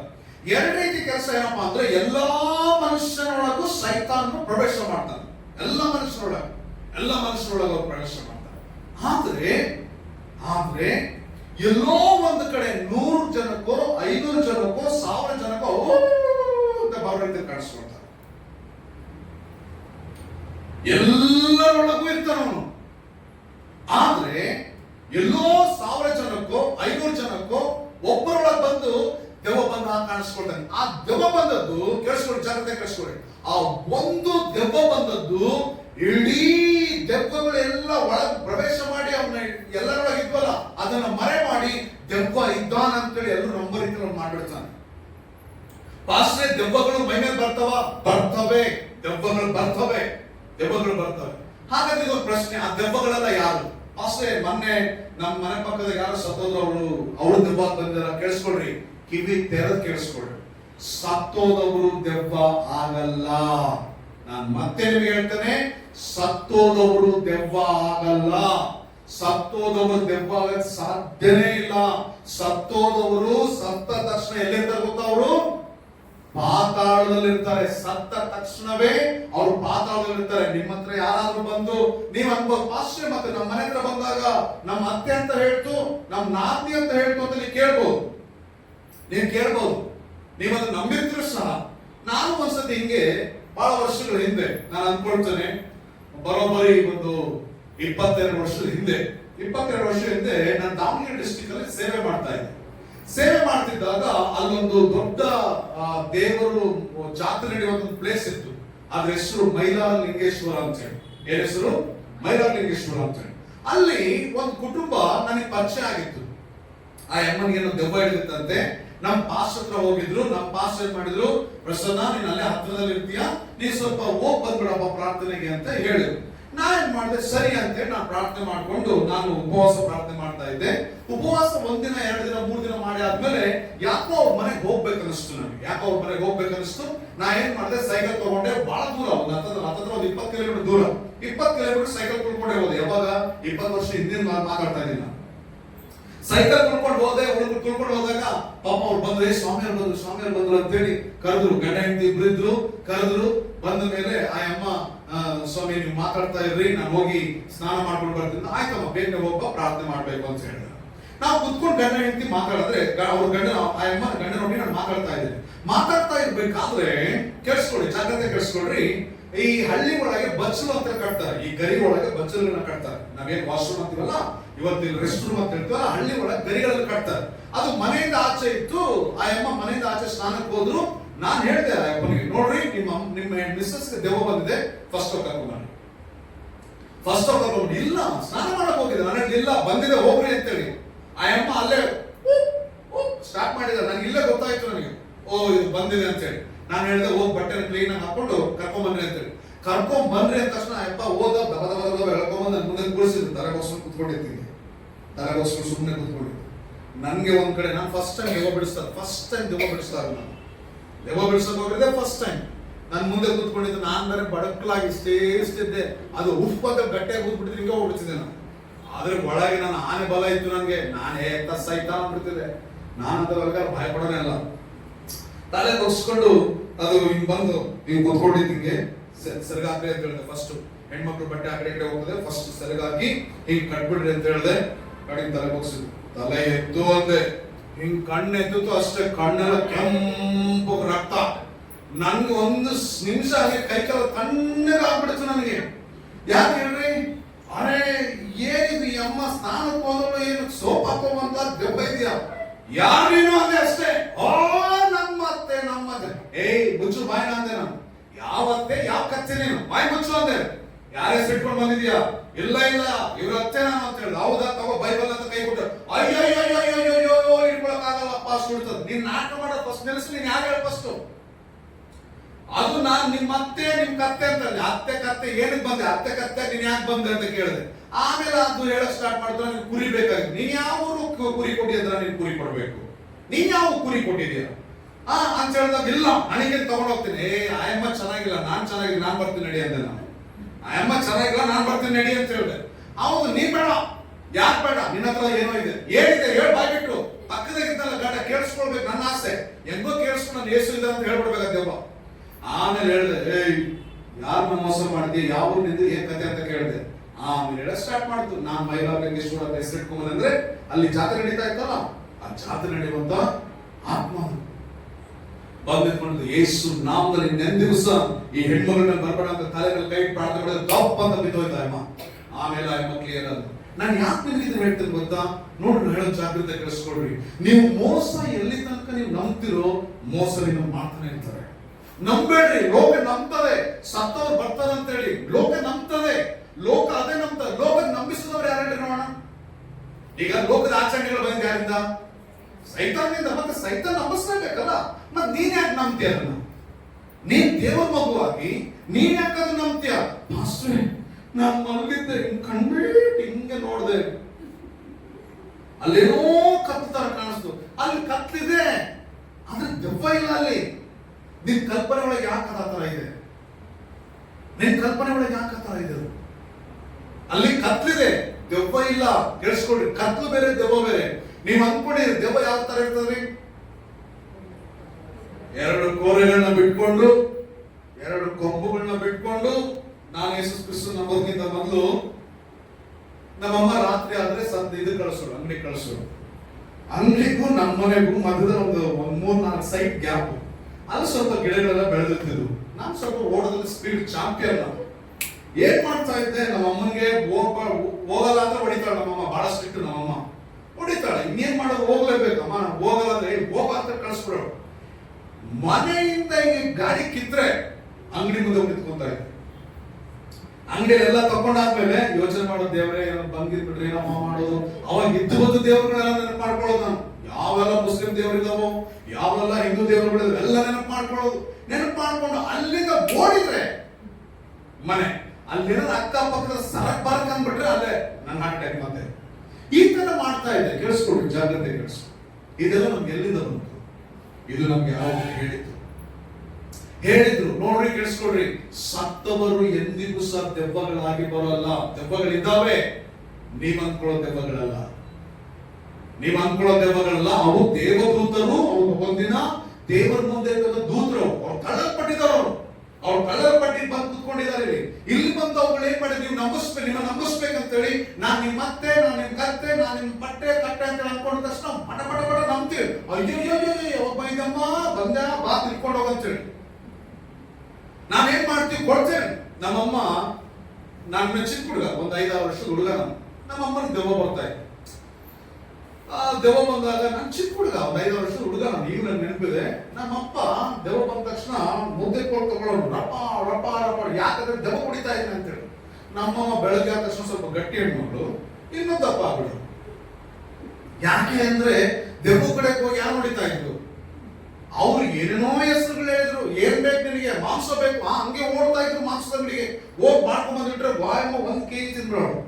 ಯಾವತ್ತು ತಿಂದಿರೋ ಒಂದು ಅಮ್ಮ 1 kg ತಿನ್ಬಿಡೋಳು. ಸರ್, ನಮ್ಮ ಅಮ್ಮನ ಅಮ್ಮ ಅನ್ಬಿಟ್ಟೆ. ನಮ್ಮ ಅಮ್ಮನ ಆತರ ಅನ್ಬಾರ್ದು. ನನ್ನ ಲೈಫಲ್ಲೇ ಅತಿ ಅದ್ಭುತವಾದಂತ ವ್ಯಕ್ತಿ ನನ್ನ ತಾಯಿ. ನನಗೆ ಮಕ್ಕಳಿದ್ದಾರೆ, ನನಗೆ ಹೆಂಡತಿ ಇದ್ದಾರೆ, ನನ್ನ ಅಣ್ಣ ತಮ್ಮಂದಿದ್ದಾರೆ, ನನಗೆ ಸಭಿಕರಿದ್ದಾರೆ. ಅತ್ಯದ್ಭುತವಾದಂತ ವ್ಯಕ್ತಿ ನನ್ನ ಲೈಫಲ್ಲಿ ನಾನು ನೆನಪು ಮಾಡ್ಕೊಳ್ಳೋದು ವ್ಯಕ್ತಿ ಇದ್ರೆ ಅದು ನನ್ನ ತಾಯಿ ಮಾತ್ರ. ಆಕೆ ಒಟ್ಟಿಗೆ ಸ್ವಲ್ಪ ವರ್ಷಗಳಿದ್ದೆ ಅಷ್ಟೇ. ಆಕೆ ತೀರ್ಕೊಂಡ್ಬಿಟ್ರು. ಆಕೆ ತೀರ್ಕೊಂಡಿದ್ದಕ್ಕೆ ನಾನು ಯೇಸು ಕ್ರಿಸ್ತ ನಂಬ್ಕೊಂಡಿದ್ದಿಲ್ಲ. ಅಂದ್ರೆ ನನ್ನ ತಾಯಿ ಸತ್ತಿದ್ದು ನಾನು ಯೇಸು ಕ್ರಿಸ್ತ ನಂಬ್ತಾ ಇರಲಿಲ್ಲ. ನನ್ನ ತಾಯಿ ಸತ್ತ ಮೇಲೆ ನಾನು ಯೇಸು ಕ್ರಿಸ್ತ ನಂಬ್ಕೊಂಡು ನನ್ನ ಲೈಫಲ್ಲೇ ಬಹಳ ಅದ್ಭುತವಾದಂತ ಒಂದು ವಸ್ತು, ಅಮೂಲ್ಯವಾದಂತ ಗಿಫ್ಟ್ ನನ್ನ ತಾಯಿ. ನಾನು ಬರ್ತಾ ಇದ್ರೆ ನನಗೋಸ್ಕರ ಊಟ ಮಾಡ್ಕೊಂಡು ಕಾಯ್ಕೊಂಡು ಕುಡ್ಕೊಂಡು ಕಾಯ್ತಾರ, ನನ್ನ ಮಗ ಬರ್ತಾನಂತೆ. ಇವತ್ತು ಸತ್ತಿದೆಯಾ ಅಂತ ನೋಡೋರೆಲ್ಲ ಕೆಲವುಟೆ ನನ್ನ ತಾಯಿ ಆಗಿದ್ದು ನನಗೆ. ಓಕೆ, ಇರ್ಲಿ, ಜಾಗ್ರತೆ ಕೆಡಿಸ್ಕೊಡ್ರಿ.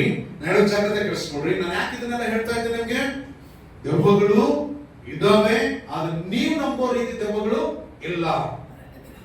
ನೀವು ನಂಬೋ ರೀತಿಯಲ್ಲಿ ಇರುವಂತ ದೆವ್ವಗಳಿಲ್ಲ.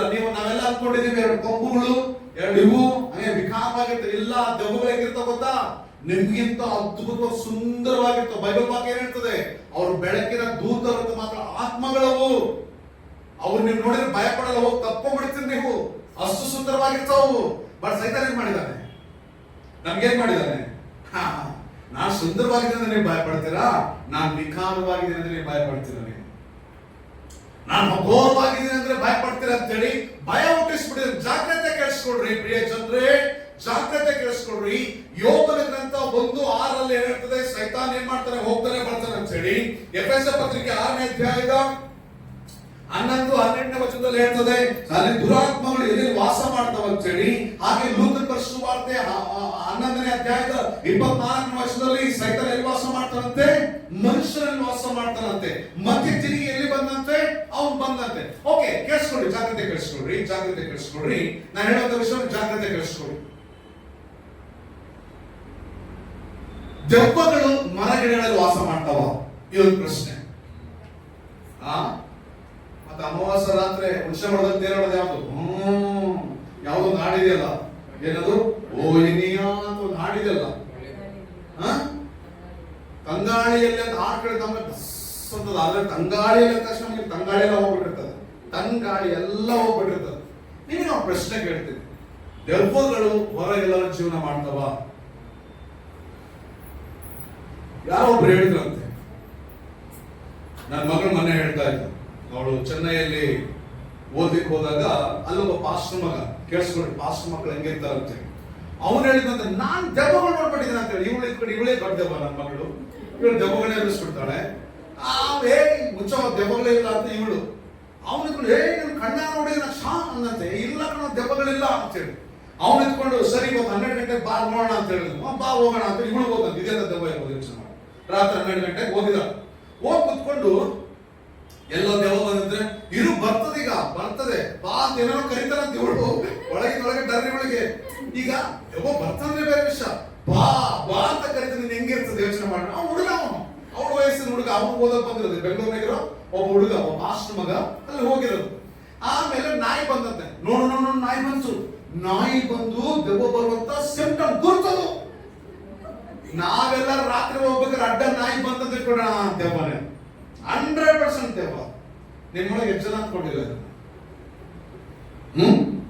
ದೆವ್ವನೇ, ರಾತ್ರಿ ದೆವ್ವನೇ. ನನ್ನ ಜೊತೆ ಒಬ್ಬನಿದ್ದ, ಪಾಲ್ ಅಂತೇಳಿ ಒಬ್ಬರು ಸೇವೆ ಮಾಡ್ತಾ ಇದ್ದ. ನಾನು ಬಳ್ಳಾರಿ ಸೇವೆ ಮಾಡ್ತಾ ಇದ್ದೆ. ಅವನು ಬೆಳಗ್ಗೆ ಎದ್ರೆ ಬರೀ ಅವರ ಕಥೆಗಳು, ಬರೀ ಕನಸುಗಳು, ದೆವ್ವ ಬಂದಿತ್ತು, ಹಿಂಗ್ ಮಾಡ್ದೆ ಹಂಗ್ ಮಾಡಿದೆ, ಬರೀ ಇವೇ ಕಥೆಗಳು. ಅವನು ಇಟ್ಕೊಂಡು ನಾನಿಬ್ರು ಏನ್ ಮಾಡಿದ್ವಿ, ಹೊರಗೆ ಮಲಗಿದ್ದೀವಿ. ನಮ್ಮ ಮನೆ ಮುಂದೆ ಒಂದು ದೊಡ್ಡ ಗೌಡ್ರ ಮನೆ ಇತ್ತು. ಅವರು ಹತ್ತತ್ರ ಒಂದು 50ರಿಂದ 100 ಎಮ್ಮೆಗಳಿದ್ವು. ಈಗ ಅವ್ರೇನ್ ಮಾಡ್ತಾ ಇದ್ರು, ರಾತ್ರಿ ಆದ್ರೆ ಒಂದು ಮೈದಾನ ಇತ್ತು, ಅವ್ರದೊಂದು ಖಾಲಿ ಸೈಡ್ ಇತ್ತು, ಒಂದು 3-4 ಸೈಡ್ ಅಷ್ಟು, ಅಲ್ಲಿ ಬಿಟ್ಬಿಡೋರು. ಇವನೇನ್ ಮಾಡ್ದ, ಮಲಗಿದ್ವಿ, ನಾವೆಲ್ಲ ಮಲಗಿದ್ವಿ. ಅವನು ಮಲಗಿದ, ನಾನು ಮಲಗಿದ್ವಿ. ಶಕೆ ಅಂತೇಳಿ ಹೊರಗಡೆ ಮಲ್ಕೊಂಡಿದ್ವಿ. ಬಳ್ಳಾರಿಯಲ್ಲಿ ಇದಾಗಿದ್ದ ವಿಷಯ. ಮಲಗಿದ್ವಿ, ಎದ್ದು ಬಬ್ಬ ಸ್ಟಾರ್ಟ್ ಮಾಡ್ಬಿಟ್ಟ. ನಾನು ಯಾಕೆ ಏನಾಯ್ತು ಅಂತ ಹೇಳಿ, ಬ್ರದರ್ ನೀನ್ ದಯಂ చూశాను ಬ್ರದರ್. ನಾನ್ ಕೇಳಿದೆ, ಅವ್ನು ತೆಲುಗು, ನನ್ನ ಹತ್ರ ತೆಲುಗುನೇ ಮಾತಾಡ್ತಾ ಇದ್ದ. ಬ್ರದರ್ ನೀವು ಸಾತನ್ನು చూశాను ಬ್ರದರ್.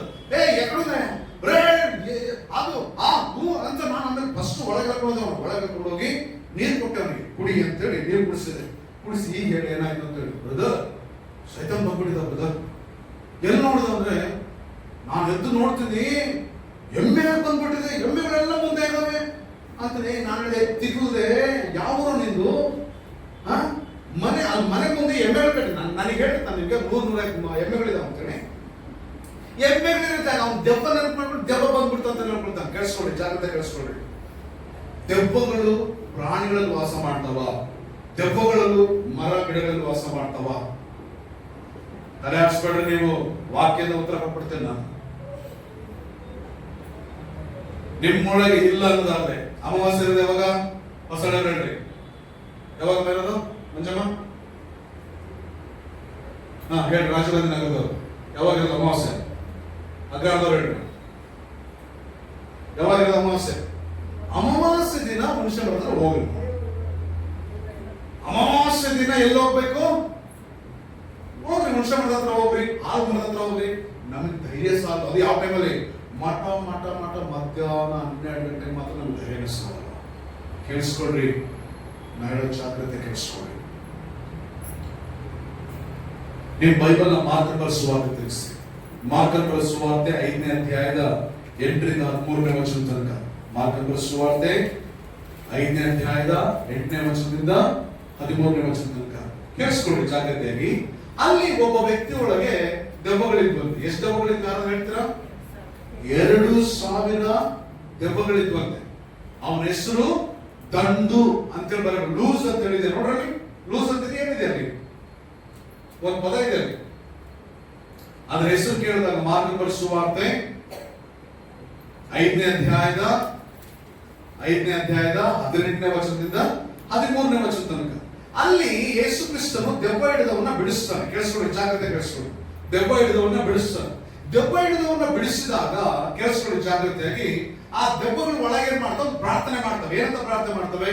ನಮ್ಮನ್ನ ಎಲ್ಲಿ ಕಳಿಸ್ಬೇಡ, ಪಾತಾಳಕ್ಕೆ ಕಳಿಸ್ಬೇಡ, ನಮ್ಮನ್ನೇನ್ ಮಾಡು, ಆ ಹಂದಿ ಒಳಗೆ ಹೋಗಿ ಕಳಿಸ್ಕೊಡು ಅಂತೇಳಿ. ಅಂದ್ರೆ ಅದ್ರ ಅರ್ಥ ಏನಪ್ಪಾ ಅಂತ ಹೇಳಿದ್ರೆ, ಈ ಲೋಕದೊಳಗೆ ಸೈತಾನ್ ಏನಾದ್ರು ಇರ್ಬೇಕಂದ್ರೆ, ದೆವ್ವಗಳು ಇರ್ಬೇಕಂದ್ರೆ ಯಾವ್ದಾದ್ರು ಒಂದು ಆತ್ಮ ಜೀವಿ ಇರಲೇಬೇಕು, ಜೀವಿಗಳಿರಲೇಬೇಕು. ಈಗ ಆ ದೆವ್ವಗಳು ಏನ್ ಮಾಡ್ತವೆ? ಎಲ್ಲ ಯಾರ ಹತ್ರ ಹೋಗ್ತವೆ? ಹಂದಿ ಒಳಗೆ ಹೋಗ್ತವೆ. ಹಂದಿಗಳು ಹೋಗಿ ಬಿದ್ದುವಂತೆ, ಅವೆಲ್ಲ ಹೋಗಿ ಸಮುದ್ರದಲ್ಲಿ ಬಿದ್ದುವಂತೆ. ಸಮುದ್ರದಲ್ಲಿ ಬಿದ್ದು ಏನಾಗ್ತಂತೆ? ಸತ್ತೋದ್ವಂತೆ. ಆದರೆ ಆ ಸಮುದ್ರದಲ್ಲಿ ಹಂದಿಗಳು ಸತ್ತಿದ್ದಾದ್ರೆ ದೆವ್ವಗಳೆಲ್ಲೋದು? ಎಲ್ಲೋದು? ಅವು ಸತ್ತೋದ್ವಾ? ಅವು ಎಲ್ಲೋದು? ಅವುಗಳ ಪ್ಲೇಸ್ಗೆ ಹೋಗುವುದು. ಅಂದ್ರೆ ನಾ ಹೇಳೋ ಜಾಗ್ರತೆ ಕೇಳಿಸ್ಕೊಳ್ರಿ. ಮನುಷ್ಯರೊಳಗೆ ದೆವ್ವಗಳು ವಾಸ ಮಾಡ್ಲಿಕ್ಕೆ ಅವಕಾಶ ಇದೆ, ಪ್ರಾಣಿಗಳೊಳಗೆ ದೆವ್ವಗಳು ವಾಸ ಮಾಡ್ಲಿಕ್ಕೆ ಅವಕಾಶ ಇಲ್ಲ. ಮನುಷ್ಯನೊಳಗೆ ದೆವ್ವಗಳು ವಾಸ ಮಾಡಬಹುದು, ಪ್ರಾಣಿಗಳೊಳಗೆ ದೆವ್ವಗಳು ವಾಸ ಮಾಡ್ಲಿಕ್ಕೆ ಅವಕಾಶ ಇಲ್ಲ. ಯಾಕಂತ ಹೇಳಿದ್ರೆ ನಮಗೆ ಬೈಬಲ್ ಆ ರೀತಿಯಾದ ಯಾವುದೇ ಆಧಾರಗಳು ಇಲ್ಲವೇ ಇಲ್ಲ. ನೋಡ್ರಿ, ನಾಳೆ ಜಾಗ್ರತೆ ಕೆಡಿಸ್ಕೊಡ್ರಿ.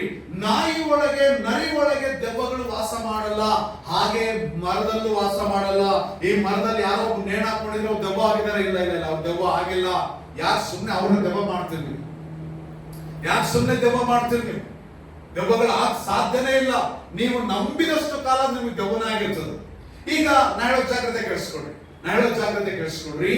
ದೇವ್ರು ಏನ್ ಮಾಡ್ತಾರೆ, ಆ ಹಂದಿಗಳಿಗೆ ಒಳಗೆ ಹೋಗು ಅಂತ ಹೇಳಿದ ತಕ್ಷಣ ಅವು ಹೋಗಿ ದೆವ್ವಗಳು ಹಂದಿ ಒಳಗೆ ಸೇರ್ಕೊಳ್ತವೆ, ಹಂದಿಗಳು ನೀರೊಳಗೆ ಬೀಳ್ತವೆ. ಆದ್ರೆ ಅವು ಜಾಸ್ತಿ ಹೊತ್ತು ಬದುಕಲ್ಲ, ಸತ್ತೋಗ್ತವೆ. ಹಾಗಾಗಿ ದೆವ್ವಗಳು ಅವುಗಳ ಪ್ಲೇಸ್ಗೆ ಅವು ಹೋಗ್ಬಿಡು. ನಾಳೆ ಜಾಗ್ರತೆ ಕೆಡಿಸ್ಕೊಡ್ರಿ, ನಾಳೆ ವಿಷಯ ಜಾಗ್ರತೆ ಕೆಡಿಸ್ಕೊಡ್ರಿ. ಲೋಕದೊಳಗೆ ಮಾಟ ಮಂತ್ರ ಇದೆಯಾ? ನಿಮ್ಮನ್ನ ಕೇಳ್ತಾ ಇದ್ದೀನಿ, ಮಾಟ ಮಂತ್ರ ಇದೆಯಾ?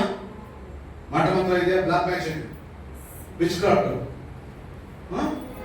ಇದೆಯಾ? ಯಾರು ಹೇಳಿದ್ರು ಮಾಟ ಮಂತ್ರ ಇದೆ ಅಂತ ಹೇಳಿ?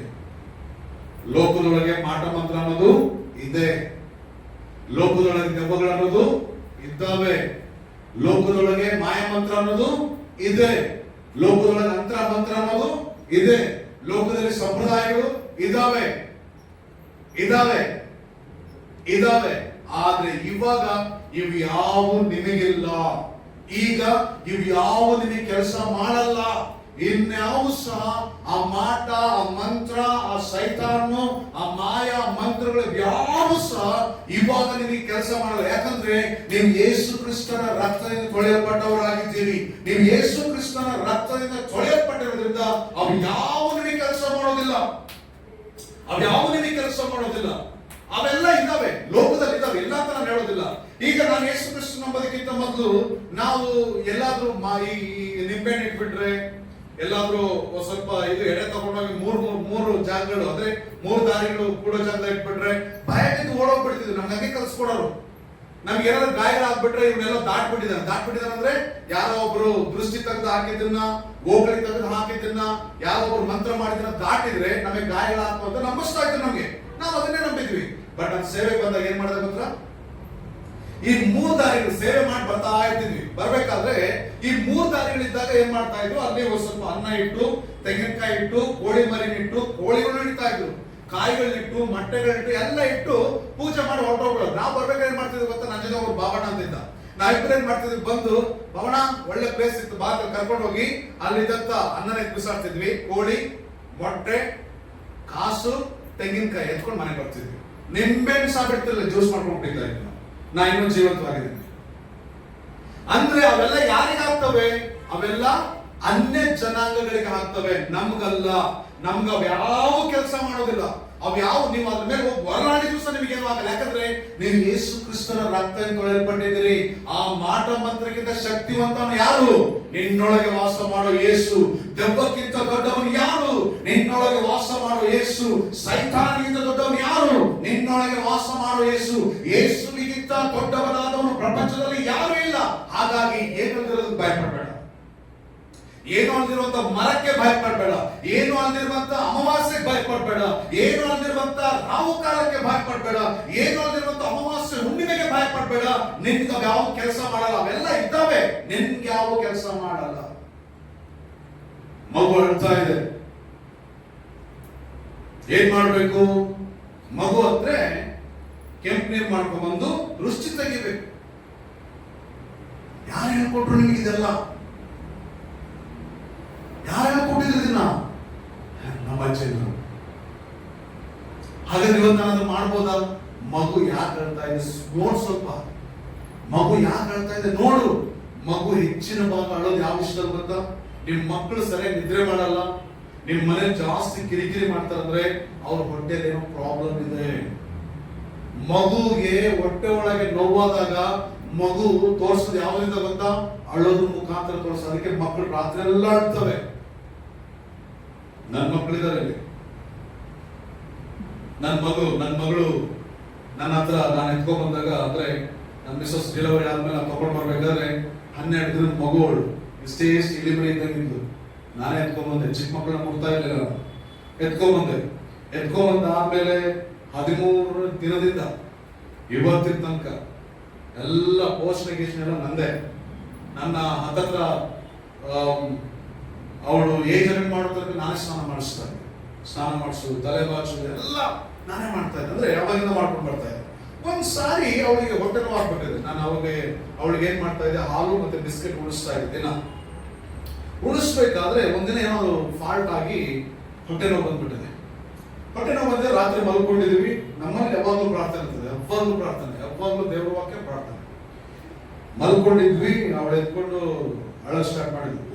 ಹಂಗ ಅಷ್ಟೇ ಖರ್ಚು. ಬೆಳಗ್ಗೆ ತನಕ ಏನಿಲ್ಲ, ಬೆಳಗ್ಗೆ ಎದ್ದು ಮಮ್ಮಿ ಹೊಟ್ಟೆ ನೋವು ಪಾಪ ಎದುರಿಸ್ಬಿಟ್ರು. ಅಂದ್ರೆ ನಾನು ಯಾಕೆ ಹೇಳ್ತೀನಿ ಅಂದ್ರೆ, ನಾಳೆ ಜಾಗ್ರತೆ ಕೇಳಿಸ್ಕೊಂಡು, ನಿಮ್ಮ ಮನೇಲಿ ಮಕ್ಕಳಿದೆ ಅಂದ್ರೆ ಅದಕ್ಕೆ ದೇವ್ರ ಹಸ್ತ ಇರಬೇಕು. ಅದ್ರ ಮೇಲೆ ದೇವ್ರ ಹಸ್ತ ಇರಬೇಕು. ಯಾವುದು ಒಂದರಿಂದ ಆಗಲ್ಲ, ಸರಿ ಹೋಗಲ್ಲ ಅವೆಲ್ಲ. ನೀವು ದೃಷ್ಟಿ ತೆಗೆಯೋದ್ರಿಂದ ಅಥವಾ ನೀವು ತಾಯ್ತಗಳನ್ನ ಕಟ್ತೀರಿ, ಅವೆಲ್ಲ ಕಟ್ಟು ಯಾವುದು ಸರಿ ಹೋಗಲ್ಲ. ಆ ಹೊಟ್ಟೆ ನೋಡ್ರಿ, ನಿಮಗೆ ಪ್ರಾರ್ಥನೆ ಮಾಡಕ್ ಆಗಲ್ವಾ? ಒಂದ್ ಸಣ್ಣ ಟ್ರಿಕ್ಸ್ ಹೇಳ್ತೀನಿ ನಿಮಗೆ ಸಣ್ಣ ಟ್ರಿಕ್ಸ್ ಹೇಳ್ತೀನಿ. ಮಕ್ಕಳಿಗೆ ಹೊಟ್ಟೆ ಒಳಗೆ ನೋವಿರುವಾಗ ಅವೆಲ್ಲ ಕಿರಿಕಿರಿ ಮಾಡೋದು. ಅವಕ್ಕೆ ಏನ್ ಮಾಡೋದಂದ್ರೆ, ಒಂದ್ ಸ್ವಲ್ಪ ಹರಳೆಣ್ಣೆ ತಗೊಂಡು ಸ್ವಲ್ಪ ಚೆನ್ನಾಗಿ ನೀವ್ರಿ. ಅದೇನಾದ್ರು ಗ್ಯಾಸ್ಟ್ರಿಕ್ ಆಗಿದೆಯಾ ಅಥವಾ ಹೊಟ್ಟೆ ಒಳಗೆ ಏನಾದ್ರು ನೋವಿದೆಯಾ ಎಲ್ಲ ಹೊರಗೆ ಹೋಗ್ತದೆ. ಅದು ಆಗ್ಲಿಲ್ವಾ, ನಿಮ್ ಕೈಲಿ ಅದನ್ನ ಆಗಲ್ವಾ, ಸ್ವಲ್ಪ ಮಕ್ಕಳಿಗೆ ಬಿಸಿನೀರು ಕೊಡ್ರಿ, ಬಿಸಿನೀರು ಕೊಡಿಸ್ರಿ.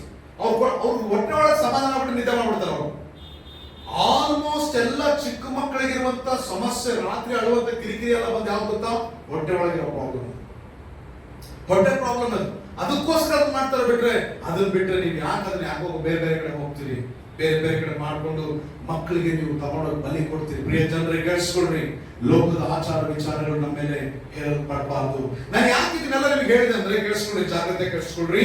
ಇವೆಲ್ಲವನ್ನು ನಾನು ನಿಮಗೆ ಯಾಕೆ ಹೇಳ್ತಾ ಇದ್ದೇನೆ ಅಂದ್ರೆ, ನಾನು ಹೇಳಲಿಕ್ಕೆ ಸೈತಾನ್ ಬಗ್ಗೆ ಇವೆಲ್ಲ ವಿವರಿಸಲಿಕ್ಕೆ ಕಾರಣ ಏನಂದ್ರೆ, ಸೈತಾನ್ ಯಾರಂದ್ರೆ ನಿಮಗೆ ಗೊತ್ತಾಗ್ಬೇಕು ನಿಮಗೆ. ಮತ್ತೆ ಇನ್ನೂ ಕೆಲವರು ಏನ್ ಮಾಡ್ತಾರೆ ಗೊತ್ತಾ, ಸೈತಾನ್ ಅಂದ್ರೆ ಒಂದು ಎರಡು ಮಾಡ್ಕೊಂಡ್ಬಿಡ್ತಾರೆ. ದೇವರಂದ್ರೆ ಭಯ ಇದೆಲ್ಲ ಗೊತ್ತಿಲ್ಲ, ಸೈತಾನ್ ಅಂದ್ರೆ ಭಯಂಕರ ಭಯ. ನಾನು ಯೇಸು ಕ್ರಿಸ್ತ ನಂಬಿದಾಗ ಬಾಯಿ ಬಿಟ್ಟರೆ ದೇವರಿಗೆ ಸ್ತೋತ್ರ ಮಾಡ್ತಿದ್ರೆ ಗೊತ್ತಿಲ್ಲ, ಸೈತಾನೇ ಹೊರಟು ಅಂದ್ರೆ ದೇವರ ನಾಮವನ್ನು ಜಪ ಮಾಡುವುದಕ್ಕಿಂತ ಹೆಚ್ಚಾಗಿ ಸೈತಾನ್ ನಾಮವನ್ನು ಜಪ ಮಾಡ್ತಾ ಇದೆ. ಇನ್ನು ಕೆಲವರು ಬರೀ ಸೈತಾನಿಗೆ ಭಯ ಪಡ್ತಾರೆ, ದೇವರಿಗೆ ಭಯ ಪಡಲ್ಲ. ಇನ್ನು ಕೆಲವರು ಸೈತಾನ್ ಅಂದ್ರೆ ಕೇರ್ ಮಾಡಲ್ಲ. ಸೈತಾನ್ ಅಂದ್ರೆ ಬಿಡು ಅಂತ ಹೇಳ್ತಾರೆ. ಈ ಮೂರನೇ ಜನರು ಯಾರಂತ ನಿಮ್ಗೆ ಆಮೇಲೆ ಮಾತಾಡ್ತೀನಿ. ನಾನು ಹೇಳೋ ಜಾಗ್ರತೆ ಕೇಳಿಸ್ಕೊಳ್ಳಿ. 1 ಪೇತ್ರನ ಪತ್ರಿಕೆ 5ನೇ ಅಧ್ಯಾಯದ 8-9 ವಚನ ಏನ್ ಹೇಳ್ತದೆ, ಸೈತಾನ ಎದುರಿಸ್ರಿ ಅಂತ ಹೇಳಿ. ಯಾಕೋಬನ ಪತ್ರಿಕೆ 4ನೇ ಅಧ್ಯಾಯದ 7ನೇ ವಚನ ಏನ್ ಹೇಳ್ತದೆ, ಸೈತಾನ ಎದುರಿಸ್ರಿ ಅಂತ ಹೇಳಿ. ನೋಡ್ರಿ, ಈ ಎರಡು ವಾಕ್ಯ ಯಾವ್ದನ್ನ ಎದುರಿಸ್ಬೇಕಂತ ಮಾತಾಡ್ತದೆ. ನಾನೀಗ ಸೈತಾನ್ ಬಗ್ಗೆ ಎಲ್ಲ ಹೇಳ್ಕೊಂಡು ಬಂದಿದ್ದೀನಿ. ಈಗ ಸೈತಾನ ಯಾಕೆ ಎದುರಿಸ್ಬೇಕಂತ ಇಲ್ಲಿ ಮಾತಾಡ್ತದೆ. ಓಕೆ, ಬನ್ರಿ. ಈಗ 1 ಪೇತ್ರನ ಪತ್ರಿಕೆ 5ನೇ ಅಧ್ಯಾಯದ 8-9 ವಚನ ಬಂದಾಗ ನೋಡ್ರಿ, ಜಾಗ್ರತೆ ಕೇಳಿಸ್ಕೊಳ್ರಿ. 7ನೇ ವಚನ ಏನ್ ಹೇಳ್ತದೆ ಗೊತ್ತಾ ನಮಗೆ? 1 ಪೇತ್ರ 5ನೇ ಅಧ್ಯಾಯದ 7ನೇ ವಚನದಲ್ಲಿ, ದೇವರ ತ್ರಾಣವುಳ್ಳ ಹಸ್ತದ ಕೆಳಗೆ ನಿಮ್ಮನ್ನು ನೀವು ತಗ್ಗಿಸ್ಕೊಳ್ರಿ, ಆದ್ರೆ ಏನ್ ಮಾಡ್ತಾನೆ, ತಕ್ಕ ಕಾಲದಲ್ಲಿ ನಮ್ಮನ್ನ ಮೇಲೆತ್ತನಂದ್ರೆ ಅರ್ಥ ಏನು? ಮೇಲೆತ್ತನಂದ್ರೆ ಅರ್ಥ ಏನು ಅಂದ್ರೆ, ನಾವು ಬಿದ್ದಿದ್ವಿ, ನಮ್ಮನ್ನ ಮೇಲೆತ್ತಿ ಒಂದ್ ಜಾಗದಲ್ಲಿ ನಿಲ್ಲಿಸ್ತಾರೆ ಅಂತ ಅರ್ಥ. ಅಂದ್ರೆ ಅದ್ರ ಅರ್ಥ ಏನ್ರಿ, ನಮಗೆ ದೇವರು ಕೊಡುವಂತ ಸ್ಥಾನ, ನಮಗೆ ದೇವರು ಕೊಡುವಂತ ಸ್ಥಾನ. ಈಗ ಆ ಸ್ಥಾನ ಹಂಗಿರ್ಬೇಕಾದ್ರೆ 8ನೇ ವಚನ ಹೇಳ್ತದೆ, ಅಲ್ಲಿ ವಾಕ್ಯ ಹೇಳ್ತದೆ, ಸ್ವಸ್ಥ ಚಿತ್ತರಾಗಿರ್ರಿ, ಎಚ್ಚರವಾಗಿರ್ರಿ. ಯಾಕಂದ್ರೆ ನಿಮ್ಮ ವಿರೋಧಿಯಾಗಿರುವಂತ ಸೈತಾನು ಯಾರನ್ನ ನುಗ್ಲಿ, ಯಾರನ್ನ ಬಿಡ್ಲಿ ಅಂತ ಏನ್ ಮಾಡ್ತಾ ಇದ್ದಾನೆ, ಹುಡುಕ್ತಾ ಇದ್ದಾನೆ. ಏನು ಹುಡುಕ್ತಾ ಇದ್ದಾನೆ ಕೇಳಿಸ್ಕೊಳ್ಳಿ, ಜಾಗ್ರತೆ ಕೇಳಿಸ್ಕೊಳ್ಳಿ. ಏನು ಹುಡುಕ್ತಾನೆ ನಿಮ್ಮನ್ನ? ಏನು ಹುಡುಕ್ತಾನೆ ಕೇಳಿಸ್ಕೊಳ್ರಿ. ಏನು ಹುಡುಕ್ತಾನೆ? ಪಾಸ್ಟರ್, ನೀವ್ ಈಗ ತಾನೇ ಹೇಳಿದ್ರೆ ಯಾವ ಕೆಲಸ ಮಾಡಲ್ಲ, ಮತ್ತೆ ನಮ್ಮನ್ನ ಯಾಕೆ ಹುಡುಕ್ತಾನೆ? ಕೇಳಿಸ್ಕೊಳ್ರಿ. ನಿಮ್ಮೊಳಗೆ ಯಾವ ರೀತಿ ಸೈತಾನ್ ಇವತ್ತು ಕೆಲಸ ಮಾಡ್ಲಿಕ್ಕೆ ಅಧಿಕಾರ ಇದೆ ಅಂತ ಹೇಳಿ ನಿಮ್ಗೆ ಹೇಳ್ಬಿಡ್ತಾನೆ. ಜಾಗ್ರತೆ ಕೇಳಿಸ್ಕೊಳ್ರಿ. ಇವತ್ತು ನಿಮ್ಮೊಳಗೆ ಸೈತಾನ್ ಯಾವ ರೀತಿ ಕೆಲಸ ಮಾಡ್ಬೋದು ಅಂತ ಹೇಳಿ. ನಿಮ್ಮೊಳಗೆ ಸೈತಾನ್ ಬರಕ್ ಆಗ್ತದ? ಇಲ್ಲವೇ ಇಲ್ಲ. ನಿಮ್ಮೊಳಗೆ ಅವನಿಗೆ ಪ್ರವೇಶ ಇಲ್ಲವೇ ಇಲ್ಲ. ನೀವು ಅದನ್ನು ನಂಬಿದ್ರೆ ಇವತ್ತು ಬದಲಾಗ್ರಿ. ನಿಮ್ಮೊಳಗೆ ಸೈತಾನ್ಗೆ ಪ್ರವೇಶ ಇಲ್ವೇ ಇಲ್ಲ. ಹಾಗಾಗಿ ಅವ್ನು ಏನ್ ಮಾಡ್ತಾನೆ? 3 ವಿಷಯಗಳು ಹೇಳ್ತಾನೆ, ಜಾಗ್ರತೆ ಕೇಳಿಸ್ಕೊಳ್ರಿ. 3 ವಿಷಯ ನಿಮ್ ಲೈಫ್ ಅಲ್ಲಿ ಮಾಡ್ತಾನೆ. ಫಸ್ಟ್ ಥಿಂಗ್ಸ್ ಏನ್ ಗೊತ್ತಾ? ಫಸ್ಟ್ ಥಿಂಗ್ಸ್ ಏನಪ್ಪಾ ಅಂದ್ರೆ, ನಿಮ್ ಜೀವನದೊಳಗೆ ಹೊರಗಿನವರಿಂದ ನಿಮ್ಗೆ ಸಮಸ್ಯೆ ಮಾಡಿಸ್ತಾನೆ, ಹೊರಗಿನಿಂದ ಸಮಸ್ಯೆ ಮಾಡ್ತಾನೆ. ನಿಮಗೆ ಯಾರಾದ್ರೂ ಹೊರಗಿನಿಂದ ಸಮಸ್ಯೆ ಮಾಡ್ತಾ ಇದ್ರೆ ನೀವು ಸ್ಪಷ್ಟವಾಗಿ ತಿಳ್ಕೊಳ್ಬೇಕು, ಇದನ್ನ ಮಾಡಿಸ್ತಿರೋದು ಯಾರು? ಸೈತಾನ್ ಅಂತ ಹೇಳಿ. ಅದು ನಿಮ್ಮ ಮನೆಯಲ್ಲಿದ್ದವರಾಗಿರ್ಬೋದು, ನಿಮ್ಮ ಮನೆ ಹೊರಗಿದ್ದವರಾಗಿರ್ಬೋದು, ಯಾರು ಬೇಕಾದ್ರೂ ಆಗಿರ್ಬೋದು. ನಿಮಗೆ ಯಾರಾದ್ರೂ ಸಮಸ್ಯೆ ಮಾಡ್ತಾರಂದ್ರೆ, ಸಮಸ್ಯೆ ಯಾರು ಮಾಡಿಸ್ತಾ ಇದ್ದಾರೆ? ಸೈತಾನನು ನಿಮಗೆ ಸಮಸ್ಯೆಗಳನ್ನ ಮಾಡಿಸ್ತಾ ಇದ್ದಾನೆ. ಯಾರು ಮಾಡ್ತಾ ಇದ್ದಾರೆ?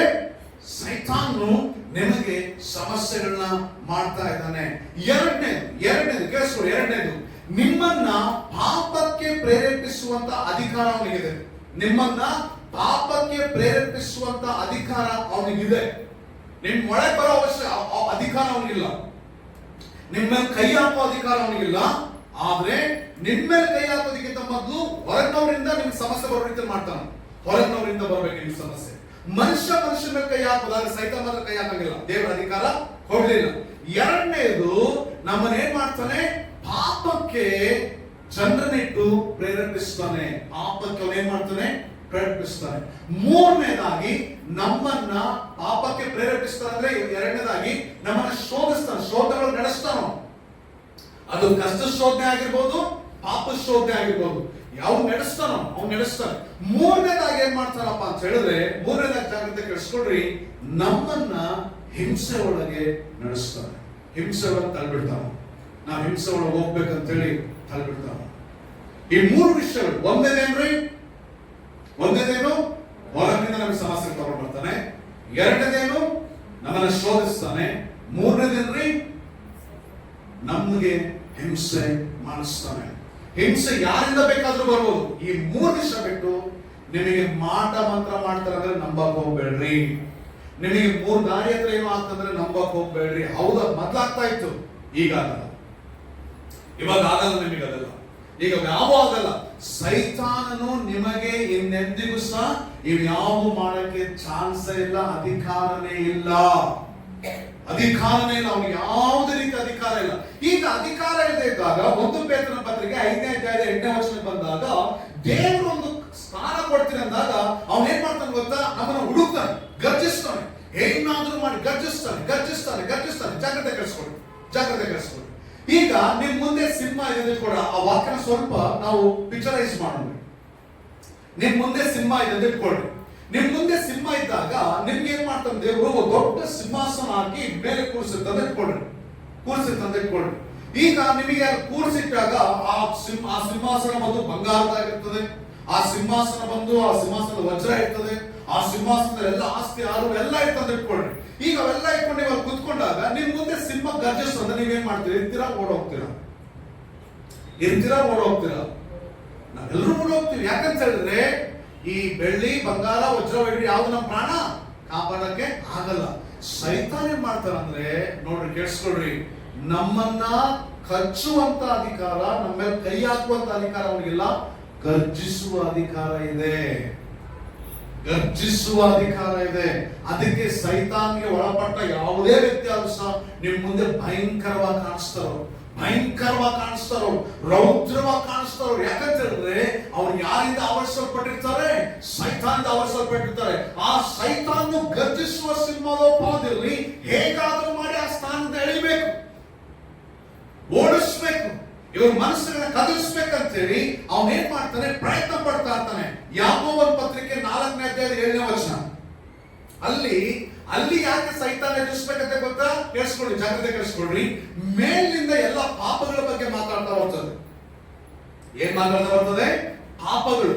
ಈಗ ಪಾಪಗಳು ಬಂದಾಗ ಪಾಪಗಳು, ಈ ಪಾಪ ಮಾಡ್ಬೇಡ್ರಿ ಅಂತೆಲ್ಲ ಹೇಳಿ ದೇವರಿಗೆ ಒಳಪಡ್ರಿ, ಸೈತಾನ ಎದುರಿಸ್ರಿ, ಅವ್ನು ನಿಮ್ಮನ್ನು ಬಿಟ್ಟು ಓಡಿ ಹೋಗ್ತಾನೆ ಅಂತ ಹೇಳಿ ವಾಕ್ಯ ಹೇಳ್ತದೆ. ಹಾಗಾದ್ರೆ ಇಲ್ಲಿ ಏನ್ ಮಾಡ್ತಾ ಇದ್ದಾರಪ್ಪ ಅಂದ್ರೆ, ಇಲ್ಲಿ ಸೈತಾನ ಮಾಡುವಂತ ಕೆಲಸ ಏನಪ್ಪ ಅಂದ್ರೆ ನಮ್ಮನ್ನ ಪಾಪಕ್ಕೆ ನಡೆಸೋದು. ಒಂದು ಆಶೀರ್ವಾದಕ್ಕೆ ಹೋಗೋದ್ರಿಂದ ತಡೆ ಹಿಡಿಯುವಂಥದ್ದು, ಇನ್ನೊಂದು ಪಾಪ ಜೀವಿತಕ್ಕೆ ಹೋಗುವಂತೆ ಮಾಡುವಂಥದ್ದು. ನಾಳೆ ಜಾಗ್ರತೆ ಕೇಳಿಸ್ಕೊಳ್ರಿ. ಈ ಎರಡು ವಿಷಯನ ಬರೆದಿಟ್ಕೊಳ್ರಿ. ನಿಮ್ ಲೈಫ್ ಅಲ್ಲಿ ನೀವು ಯೇಸು ಕ್ರಿಸ್ತನ ನಂಬಿ ನೀವೇನಾದ್ರೂ ನಿಮ್ಮ ಜೀವನದ ಬೆಳವಣಿಗೆ ಇಲ್ಲ ಅಂದ್ರೆ ನೆನ್ಪಿಟ್ಕೊಳ್ರಿ, ಸೈತಾನನ್ಗೆ ನೀವು ಒಳಗಾಗಿದ್ದೀರಿ. ಮತ್ತೆ ನಾನು ರಿಪೀಟ್ ಮಾಡ್ತೇನೆ, ನಿಮ್ ಜೀವನದೊಳಗೆ ನೀವು ದೇವರು ನಂಬಿ ಯಾವುದೇ ರೀತಿಯ ಬೆಳವಣಿಗೆ ನಿಮ್ಮಲ್ಲಿ ಇಲ್ಲದೆ ಹೋದ್ರೆ ನೆನ್ಪಿಟ್ಕೊಳ್ರಿ, ನೀವು ಸೈತಾನನಿಗೆ ಒಳಗಾಗಿದ್ದೀರಿ. ಎರಡನೇ ವಿಷಯ, ನೀವು ಯೇಸು ಕ್ರಿಸ್ತನ ನಂಬಿ ನೀವು ಪಾಪದಲ್ಲಿ ಆಳವಾಗಿ ಬಿದ್ದಿದ್ದೀರಂದ್ರೆ, ನೀವು ಪಾಪದಲ್ಲಿ ಆಳವಾಗಿ ಹೋಗ್ತಾ ಇದ್ರಂದ್ರೆ, ಪಾಪದಲ್ಲಿ ಆಳವಾಗಿ ಜೀವಿಸ್ತಾ ಇದ್ರಂದ್ರೆ, ಅದರ ಅರ್ಥ ನಿಮ್ಮನ್ನ ಸೈತಾನ ವಶ ಮಾಡ್ಕೊಂಡು ತಗೊಂಡಿದ್ದಾನೆ ಅಂತ ಅರ್ಥ. ಹಾಗಾದ್ರೆ ನನ್ನಲ್ಲಿ ಬೆಳವಣಿಗೆ ಇಲ್ಲ ಅಂದ್ರೂ ಸಹ, ನನ್ನಲ್ಲಿ ಪಾಪದ ಕೃತ್ಯಗಳಿದ್ರೂ ಸಹ ನಾನು ಸೈತಾನ ಎದುರಿಸಿಲ್ಲ, ನಾನು ಸೈತಾನ ಪಕ್ಷದಲ್ಲಿದ್ದೇನೆ. ಯಾರ ಪಕ್ಷದಲ್ಲಿದ್ದೇನ್ರಿ? ಸೈತಾನ. ನಮ್ಮ ಉದ್ದೇಶ ಏನು? ನಿಮ್ಮನ್ನ ಬೆಳಿಬೇಕನ್ನೋದ? ಸೈತಾನ ಉದ್ದೇಶ ಏನು? ನೀವು ನೀತಿವಂತರಾಗಿರ್ಬೇಕನ್ನೋದ? ಸೈತಾನ ಉದ್ದೇಶ ನೀವು ಎಂದಿಗೂ ಬೆಳಿಬಾರ್ದು. ನೀವೆಂದಿಗೂ ಬೆಳಿಬಾರ್ದು, ನೀವೆಂದಿಗೂ ಸಹ ಎದ್ದೇಳಬಾರ್ದು, ನೀವೆಂದಿಗೂ ಸಹ ನೀವು ಚೆನ್ನಾಗಿ ಆಗ್ಬಾರ್ದು. ಪ್ರಿಯ ಜನರೇ, ಜಾಗ್ರತೆ ಕೆಡಿಸ್ಕೊಡ್ರಿ. ನಮ್ಮ ಜೀವನ ಇದ್ದ ಹಾಗೆ ಇದೆ. ನಾಳೆ ಜಾಗ್ರತೆ ಕೆಡಿಸ್ಕೊಡ್ರಿ. ಯಾರು ಬೇಕಾದ್ರೂ ನಿಮ್ ಜೀವನ ಮುರಿದಿರ್ಬೋದು, ಬಟ್ ದೇವರಿಂದ ಅದು ಕಟ್ಟಲ್ಪಟ್ಟಿರ್ಬೇಕು. ಯಾರಿಂದ ಬೇಕಾದ್ರೂ ನಿಮ್ಮ ಜೀವನ ಮುರಿಯಲ್ಪಟ್ಟಿರ್ಬೋದು, ನಿಮ್ಮ ಕುಟುಂಬಗಳು ಮುರಿಯಲ್ಪಟ್ಟಿರ್ಬೋದು, ನಿಮ್ಮ ಆಶೀರ್ವಾದಗಳು ಮುರಿಯಲ್ಪಟ್ಟಿರ್ಬೋದು, ಆದ್ರೆ ದೇವರಿಂದ ಅದು ಕಟ್ಟಲ್ಪಡ್ಬೇಕು. ಯಾಕಂದ್ರೆ ದಾವೀದನ ಜೀವಿತದಲ್ಲಿ ಅವನು ಆ ಸ್ಥಾನಕ್ಕೆ ಹೋಗ್ಬಾರ್ದಂತ ಎಲ್ಲಾ ರೀತಿಯ ಕಾರ್ಯ ಮಾಡ್ತಿದ್ದಾಗ ಸಹ ದೇವರನ್ನು ತಿರುಗಿ ಸ್ಥಾಪಿಸಿದ. ನಿನ್ ಜೀವನದಲ್ಲಿ ಬೆಳವಣಿಗೆ ಅನ್ನುವಂಥದ್ದು ಬಹಳ ಪ್ರಾಮುಖ್ಯ. ನೀನು ಬೆಳೀತಾ ಇಲ್ವಾ? ನಿನ್ನೊಳಗೆ ಬೆಳವಣಿಗೆ ಇಲ್ವಾ? ನೆನ್ಪಿಟ್ಕೋ, ನೀನು ಸೈತಾನಿಗೆ ದಾಸನು ಮತ್ತು ದಾಸನು. ಮತ್ತಿನ್ನೆಂತ ದೆವ್ವ ಬೇಕು ನಿಮಗೆ? ನಿಮ್ಮನ್ನ ಆಶೀರ್ವಾದಕ್ಕೆ ಹೋಗೋದ್ರಿಂದ ನಿಮ್ಮ ನೀವೇ ತಡೆದಿಟ್ಕೊಂಡಿದ್ದೀರ ಅಂದ್ರೆ ನಿಮ್ಮೇಲೆ ಇನ್ನೆಂತ ದೆವ್ವ ಬೇಕು ನಿಮಗೆ? ಇನ್ನೆಂತ ಸೈತಾನ್ ಬೇಕು ನಿಮಗೆ? ಬೇಕಾಗಿಲ್ಲ ನಿಮಗೆ. ಪ್ರಿಯ ಜನವೇ, ಇವತ್ತು ಸೈತಾನ್ ಹೇಳುವಂತ ವಿಷಯ ಗೊತ್ತಾ? ಏನ್ ಬೇಕಾದ್ರೂ ಆಗ್ಲಿ, ಬಟ್ ನೀನ್ ಮಾತ್ರ ಬೆಳಿಬೇಕು. ನೀನ್ ಮಾತ್ರ ಬೆಳಿಬಾರ್ದು. ನಾನು ಹೇಳ್ತಿರೋದು ಯಾವ ಬೆಳವಣಿಗೆ? ಈ ಬೆಳವಣಿಗೆನಾ? ನಾನು ಹೇಳ್ತಿರೋದು ಆತ್ಮಿಕವಾದ ಬೆಳವಣಿಗೆ, ದೈವಿಕ ಜ್ಞಾನದಲ್ಲಿ ಬೆಳವಣಿಗೆ, ದೇವರ ನಂಬಿಕೆಯಲ್ಲಿ ಬೆಳವಣಿಗೆ, ದೇವರ ಭಕ್ತಿಯಲ್ಲಿ ಬೆಳವಣಿಗೆ, ದೇವರ ಭಯದಲ್ಲಿ ಬೆಳವಣಿಗೆ, ದೇವರ ಆಶೀರ್ವಾದದಲ್ಲಿ ಬೆಳವಣಿಗೆ, ದೇವರ ಸಕಲ ಆತ್ಮೀಯ ಆಶೀರ್ವಾದದಲ್ಲಿ ಬೆಳವಣಿಗೆ. ಇವತ್ತು ಬಹಳ ದೊಡ್ಡ ಸಮಸ್ಯೆ ಏನಪ್ಪಾ ಅಂದ್ರೆ, ಲೋಕದಲ್ಲಿ ಒಂದು ಸಿದ್ಧಾಂತ ಇದೆ. ಈ ರಾಜಕೀಯ ವ್ಯಕ್ತಿಗಳು ನೋಡ್ರಿ, ಅವರೆಲ್ಲ ಅವ್ರ ಕುಟುಂಬ ಚೆನ್ನಾಗಿ ಬೆಳಿಬೇಕು, ಬೇರೆ ಯಾರ ಬೆಳೀತದೆ ಬಿಡಲ್ಲ. ಯಾಕೆ? ಇದು ಚರ್ಚ್ ಒಳಗೂ ಇದೆ. ಪಾಸ್ಟರ್ಗಳು ನೋಡ್ರಿ ನೀವು, ಎಷ್ಟು ಜನ ಪಾಸ್ಟರ್ಗಳು ತಾವು ಬೆಳೆದ ಹಾಗೆ ತಮ್ಮ ವಿಶ್ವಾಸಗಳು ಬೆಳಿಬೇಕಂತ ಬಯಸ್ತಾರೆ. ಅವ್ರು ಬೆಳಿಬೇಕು, ಅವ್ರು ಚೆನ್ನಾಗಿರ್ಬೇಕು, ಅವ್ರ ಕುಟುಂಬ ಚೆನ್ನಾಗಿರ್ಬೇಕು, ಅವ್ರು ಒಳ್ಳೆ ಕಾಲ ಸುತ್ತಬೇಕು, ಅವರೆಲ್ಲ ಚೆನ್ನಾಗಿರ್ಬೇಕು, ವಿಶ್ವಾಸಗಳು ಬಿಡಿಸಿಕೊಂಡೆ ಬದುಕಬೇಕು. ಯಾರ ಬುದ್ಧಿ ಅದು? ಯಾರ ಬುದ್ಧಿ ಅದು? ಯಾರ ಬುದ್ಧಿ ಅದು? ಯಾರು ಹೇಳ್ಕೊಟ್ರು ಅದನ್ನ ಪಾಸ್ಟರ್ಗಳಿಗೆ? ದೆವ್ವದ ಬುದ್ಧಿ, ಸೈತಾನ ಬುದ್ಧಿ ಏನ್ ಗೊತ್ತಾ? ಎಷ್ಟು ಮಾತ್ರಕ್ಕೂ ವಿಶ್ವಾಸಿ ಬೆಳೆಯದ ಹಾಗೆ ತಡೆಯುವಂಥದ್ದು. ಅದಕ್ಕೆ ದೇವರು ಹೇಳ್ತಾ ಇದ್ದಾರೆ ಪೇತ್ರನ ಮುಖಾಂತರವಾಗಿ, ನಂಬಿಕೆಯನ್ನು ದೃಢವಾಗಿಟ್ಕೊಂಡು ಎದುರಿಸ್ರಿ. ಅಂದ್ರೆ ನೀವು ಬೆಳವಣಿಗೆ ಆಗೋದಕ್ಕೋಸ್ಕರ ಎಲ್ಲ ಅಡ್ಡಿ ಬರ್ತದೋ ಅದನ್ನ ಎದುರಿಸ್ರಿ. ನಂಬಿಕೆ ಅಂದ್ರೆ ನಾನು ಬೆಳೀತೇನೆ. ಸೈತಾನ್ ಮುರಿದು ಟ್ರೈ ಮಾಡಿದ್ರೆ ನಾನು ಬೆಳೀತೇನೆ, ಸೈತಾನ ಬೀಳ್ಸೋ ಟ್ರೈ ಮಾಡಿದ್ರೆ ನಾನು ಎದ್ದೇಳ್ತೇನೆ. ಯಾವಾಗ್ಲೂ ದೃಷ್ಟಿ ಕೋನ ಅದ್ರ ಮೇಲೆ ಇರಬೇಕು. ನಾನು ಹೇಳೋದು ಕೇಳಿಸ್ಕೊಳ್ರಿ, ನನ್ನ ಲೈಫಲ್ಲಿ ನಾನೊಂದು ನಿರ್ಧಾರ ತಗೊಂಡಿದ್ದೀನಿ. ನನ್ನೊಟ್ಟಿಗೆ ಯಾರಾದ್ರೂ ಇರ್ಲಿ ಇಲ್ಲದೆ ಹೋಗ್ಲಿ, ನನ್ಗೊಂದು ಬುದ್ಧಿ ಇದೆ. ಆ ಬುದ್ಧಿ ಏನ್ ಗೊತ್ತಾ? ನಾನು ಬೆಳಿಬೇಕು, ನನ್ನ ಖರ್ಚಿಗೋಸ್ಕರ ಬೆಳಿಬೇಕು. ನಿನ್ನೆ ನಾವು ಹಾಗೆ ಕೂತ್ಕೊಂಡು ಕರ್ನಾಟಕದ ಬಗ್ಗೆ ಮಾತಾಡ್ತಾ ಇದ್ವಿ. ಕರ್ನಾಟಕದ ಬಗ್ಗೆ ಮಾತಾಡ್ತಿದ್ದಾಗ ಕರ್ನಾಟಕದೊಳಗೆ ಇವತ್ತು ಏನೂ ಆಗ್ತಾ ಇಲ್ಲ. ಯಾಕೆ ಈ ತರ ಇದೆ ಅಂದಾಗ ನಾನು ಹೇಳಿದ ಕರ್ತನಿಗೆ, ದೇವರೇ ನನ್ನ ಕಳಿಸ್, ನಾನು ಹೋಗ್ತೇನೆ. ನಾನ್ ಬೆಳೆಯೋದಲ್ಲ, ನಾನು ಇಷ್ಟು ಇಲ್ಲಿ ನನ್ನೊಳಗೂ ಇತ್ತು. ಯಾಕಂದ್ರೆ ಎಲ್ಲಾ ಜನರು ಮಾಡಿದ ಮೋಸ, ಅನ್ಯಾಯ, ಅಕ್ರಮ, ನಾನು ಮಾಡಿದಂತ ಒಳ್ಳೇದೇ ನನಗೆ ಕೆಡಕಾದಾಗ ನಾನು ಆಶ್ರಯ ಕೊಟ್ಟವರೇ, ನನ್ನ ಶತ್ರುಗಳಿಗೆ ಆಶ್ರಯ ಕೊಟ್ಟಾಗ, ನಾನು ತುತ್ತಿಟ್ಟವರ ವಿರುದ್ಧ ನಿಂತ್ಕೊಂಡಾಗ, ಯಾವುದು ಬೇಡ ಯಾರು ಬೇಡ, ನಾನು ಬೆಳ್ಕೊಂಡ್ರೆ ಸಾಕಪ್ಪ, ನನ್ನ ಮಕ್ಕಳು ಬದುಕಿದ್ರೆ ಸಾಕಪ್ಪ ಅನ್ನೋ ಸ್ಥಿತಿಗೆ ನಾನು ಹೋದೆ. ಮತ್ತೆ ಪ್ರಾರ್ಥಿಸಿದೆ, ನನ್ನ ನಿಲ್ಲಿಸಿದವ್ರೆ, ನನ್ನ ಮಕ್ಕಳು ನಿಲ್ಲಿಸಿದವ್ರೆ, ನಾನು ನನ್ನ ಮಕ್ಕಳು ಯಾರ ಮುಂದೆ ಹೋಗಿ ಕೈ ಚಾಚಬಾರ್ದು. ಎಲ್ಲರೂ ಕೈ ಚಾಚೋ ಸ್ಥಿತಿಯಿಂದ ನಾನು ಕಾಪಾಡಿದ್ದೇನೆ ಅವ್ರನ್ನ. ಇವತ್ತು ನಾನು ಯಾರ ಮುಂದೆ ಕೈ ಚಾಚಬಾರ್ದು ಪ್ರಾರ್ಥಿಸಿದೆ. ನಿನ್ನೆ ಪ್ರಾರ್ಥನೆ ಮಾಡಿದೆ, ಕರ್ತನೇ ನಾನು ತಗ್ಗಿಸ್ಕೊಳ್ತೇನಪ್ಪ. ನಿನ್ ಚಂದ್ರನ ಮೇಲೆತ್ತದಕ್ಕೋಸ್ಕರ ಏನ್ ಮಾಡ್ಬೇಕು ನನಗೆ ಹೇಳು ಏನ್ ಮಾಡ್ಬೇಕು? ನಾನು ಬೇಕಾದ್ರೆ ಏನ್ ಬೇಕಾದ್ರೆ ತ್ಯಾಗ ಮಾಡ್ಲಿಕ್ಕೆ ರೆಡಿ. ಏನ್ ಮಾಡ್ಬೇಕು? ಯಾಕೆ ಗೊತ್ತಾ? ಸೈತಾನ್ ಇವತ್ತು ನಮ್ಮ ಆ ದರಿದ್ರದಲ್ಲಿ ಕೂರಿಸಿ ನಿನ್ ಜೀವನ ಇದೆ ಅಂತ ಹೇಳ್ಕೊಟ್ಬಿಟ್ಟಿದ್ದಾನೆ. ನೀನ್ ಬೆಳಿಬೇಡ, ನೀನ್ ಬೆಳೆ ಯೋಗ್ಯತೆ ಇಲ್ಲ ನಿನಗೆ, ನೀನ್ ಬೆಳಿಬಾರ್ದು. ದೇವರು ತಕ್ಕ ಸಮಯದಲ್ಲಿ ಮೇಲೆ ಅದನ್ನು ಕಾಯ್ತಾ ಇದ್ದಾಗ ಆ ಸಮಯಕ್ಕೆ ನೀನೇ ರೆಡಿ ಆಗದೆ ನೀನ್ ಸೈತಾನ ಸ್ವರ ಕೇಳ್ಕೊಂಡು ಕೂತ್ಕೊಂಡಿದ್ರೆ ಯಾರು ತಪ್ಪಾಗದ್ರೆ? ಬರೀ ಸೈತಾನ ಸ್ವರ ಯಾಕೆ? ಕಷ್ಟದಲ್ಲಿ ಇರ್ಲಿಕ್ಕೆ ಗೊತ್ತಿದ್ದವನಿಗೆ ಯಾವ ಇಲ್ಲ? ಯಾಕೆ ರೋಗದಲ್ಲಿರುವಂತ ವ್ಯಕ್ತಿ ದೇವರ ಬಿಡುಗಡೆಗೆ ಹೋಗ್ಲಿಕ್ಕೆ ಆಗ್ತಾ ಇಲ್ಲ? ಪ್ರಿಯ ಜನವೇ, ಜಾಗ್ರತೆ ಕೆಡಿಸ್ಕೋ, ಜಾಗ್ರತೆ ಕೆಡಿಸ್ಕೋ. ಇನ್ನೊಬ್ಬರು ಬೆಳಿಬಾರ್ದು ಅನ್ನೋದು ಸೈತಾನ ಆಲೋಚನೆ. ನೀನ್ ಬೆಳಿಬಾರ್ದು ಸೈತಾನ ಆಲೋಚನೆ. ನಿನ್ಗೆ ಯಾರಾದ್ರೂ ಶಾಪ ಆಗ್ತಾ ಇದ್ದಾರಾ? ನೀನ್ ನಾಶವಾಗಿ ಹೋಗ್ತಿ, ನೀನ್ ನಾಶವಾಗಿ ಹೋಗ್ತಿ. ನಿನ್ ದೇವ್ರು ಹೇಳ್ತಾನೆ, ನಾನು ಎತ್ತಿದ್ದೀನಿ, ನಾನು ಎತ್ತಿದ್ದೀನಿ.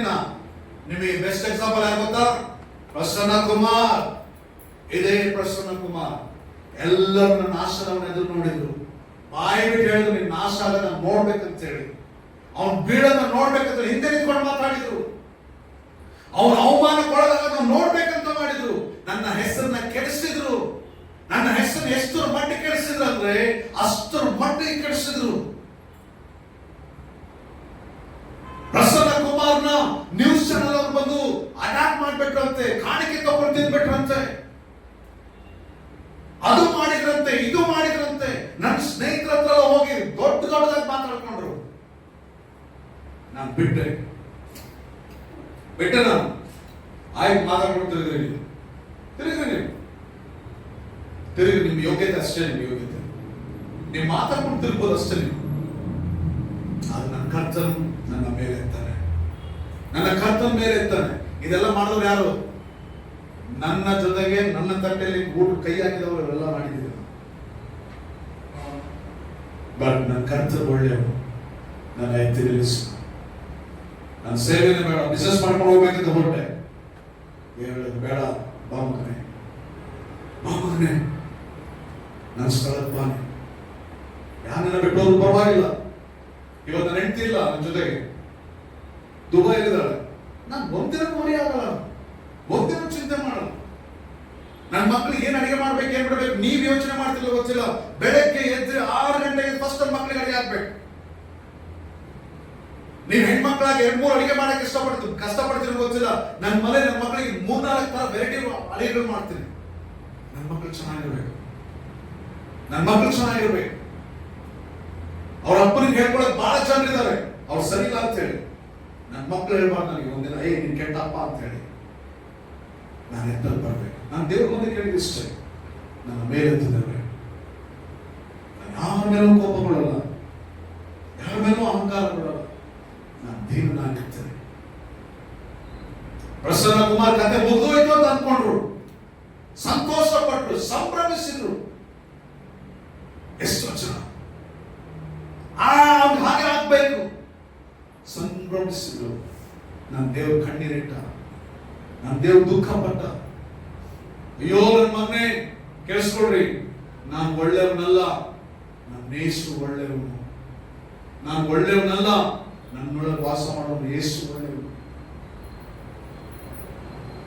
ಪ್ರಿಯ ಜನರೇ, ನೀನು ಎಷ್ಟು ಮಾತ್ರಕ್ಕೂ ಬೆಳವಣಿಗೆ ಆಗದಂಗಿದೆ ಅಂದ್ರೆ ನೀನು ಸೈತಾನ ಒಳಗಾಗ್ಬಿಟ್ಟಿದೆ. ನೀನು ನೋಡಿ ಯೋಚನೆ ಮಾಡಿ, ನೀನು ಯಾವ ವಿಷಯದಲ್ಲಿ ಬೆಳೆದಿದೀಯ? ಭಕ್ತಿ ಒಳಗೆ ಬೆಳೆದಿದೀಯಾ? ನಂಬಿಕೆ ಒಳಗೆ ಬೆಳೆದಿದೀಯಾ? ಪ್ರೀತಿಯಲ್ಲಿ ಬೆಳೆದಿದೀಯಾ? ಪ್ರಾರ್ಥನೆಯಲ್ಲಿ ಬೆಳೆದಿದೀಯಾ? ವಾಕ್ಯದಲ್ಲಿ ಬೆಳೆದಿದೀಯಾ? ಆಶೀರ್ವಾದದಲ್ಲಿ ಬೆಳೆದಿದೀಯಾ? ಯಾವುದ್ರಲ್ಲಿ ಬೆಳವಣಿಗೆ ಇದೆ? ಎಷ್ಟು ವರ್ಷ ಆಯ್ತು ನಾವು ದೇವರು ಅನ್ಕೊಂಡು? ಬೆಳವಣಿಗೆ ಇದೆಯಾ? ಬೆಳವಣಿಗೆ ಬೇಡ ರೀ, ಈ ಅನಸ್ನ ಮುಚ್ಕೊಂಡು ಬಾಯಿ ಇಟ್ಕೊಂಡು ಅದನ್ನ ಬೇಡ. ನಮ್ಗೆ ಯೋಗ್ಯತೆ ಇಲ್ಲ. ನಮ್ಗೆ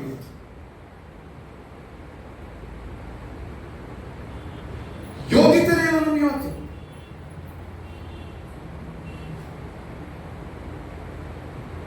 ಕೆಲವರು ಅದನ್ನ ತಿಂದವ್ರು ನನ್ನ ಮುಂದೆ ಬರ್ತಾರೆ, ಬಾಯಿಲೇನೋ ಹಾಕೊಂಡು ಪಾಸ್ಟ್ ಬರ್ತಾರೆ, ಅವ್ರಿಗೆ ಸ್ಮೆಲ್ ಬರಬಾರ್ದು ಬರ್ತಾರೆ.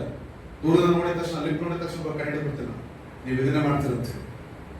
ನಾನು ಅದೆಲ್ಲ ಬಿದ್ದು ಎದ್ದು ಹೊರಳಾಟವನ್ನ ನಾನು ಏನ್ ಹೇಳ್ತೀನಿ ಅಂದ್ರೆ, ನಿನ್ನೊಳಗೆ ಬೆಳವಣಿಗೆ ಬಂದಿಲ್ಲ, ಮತ್ತೆ ನಿನ್ಗೆ ಏನು ವಿಶ್ವಾಸ ಆಗಿದೆ? ಯಾಕೆ ಯೇಸು ಕ್ರಿಸ್ತ ನಂಬಿದ್ದೀಯ? ಯಾವುದಕ್ಕೆ ಯೇಸು ಕ್ರಿಸ್ತ ನಂಬಿದೀಯ?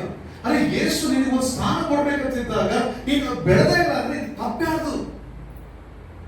ಹಾಗಾದ್ರೆ ಸೈತಾನ ಎದುರಿಸದೆ ಅವನಿಗೆ ಕಾಂಪ್ರಮೈಸ್ ತಪ್ಕೊಂಡು ಹೋಗ್ತೀಯಾ?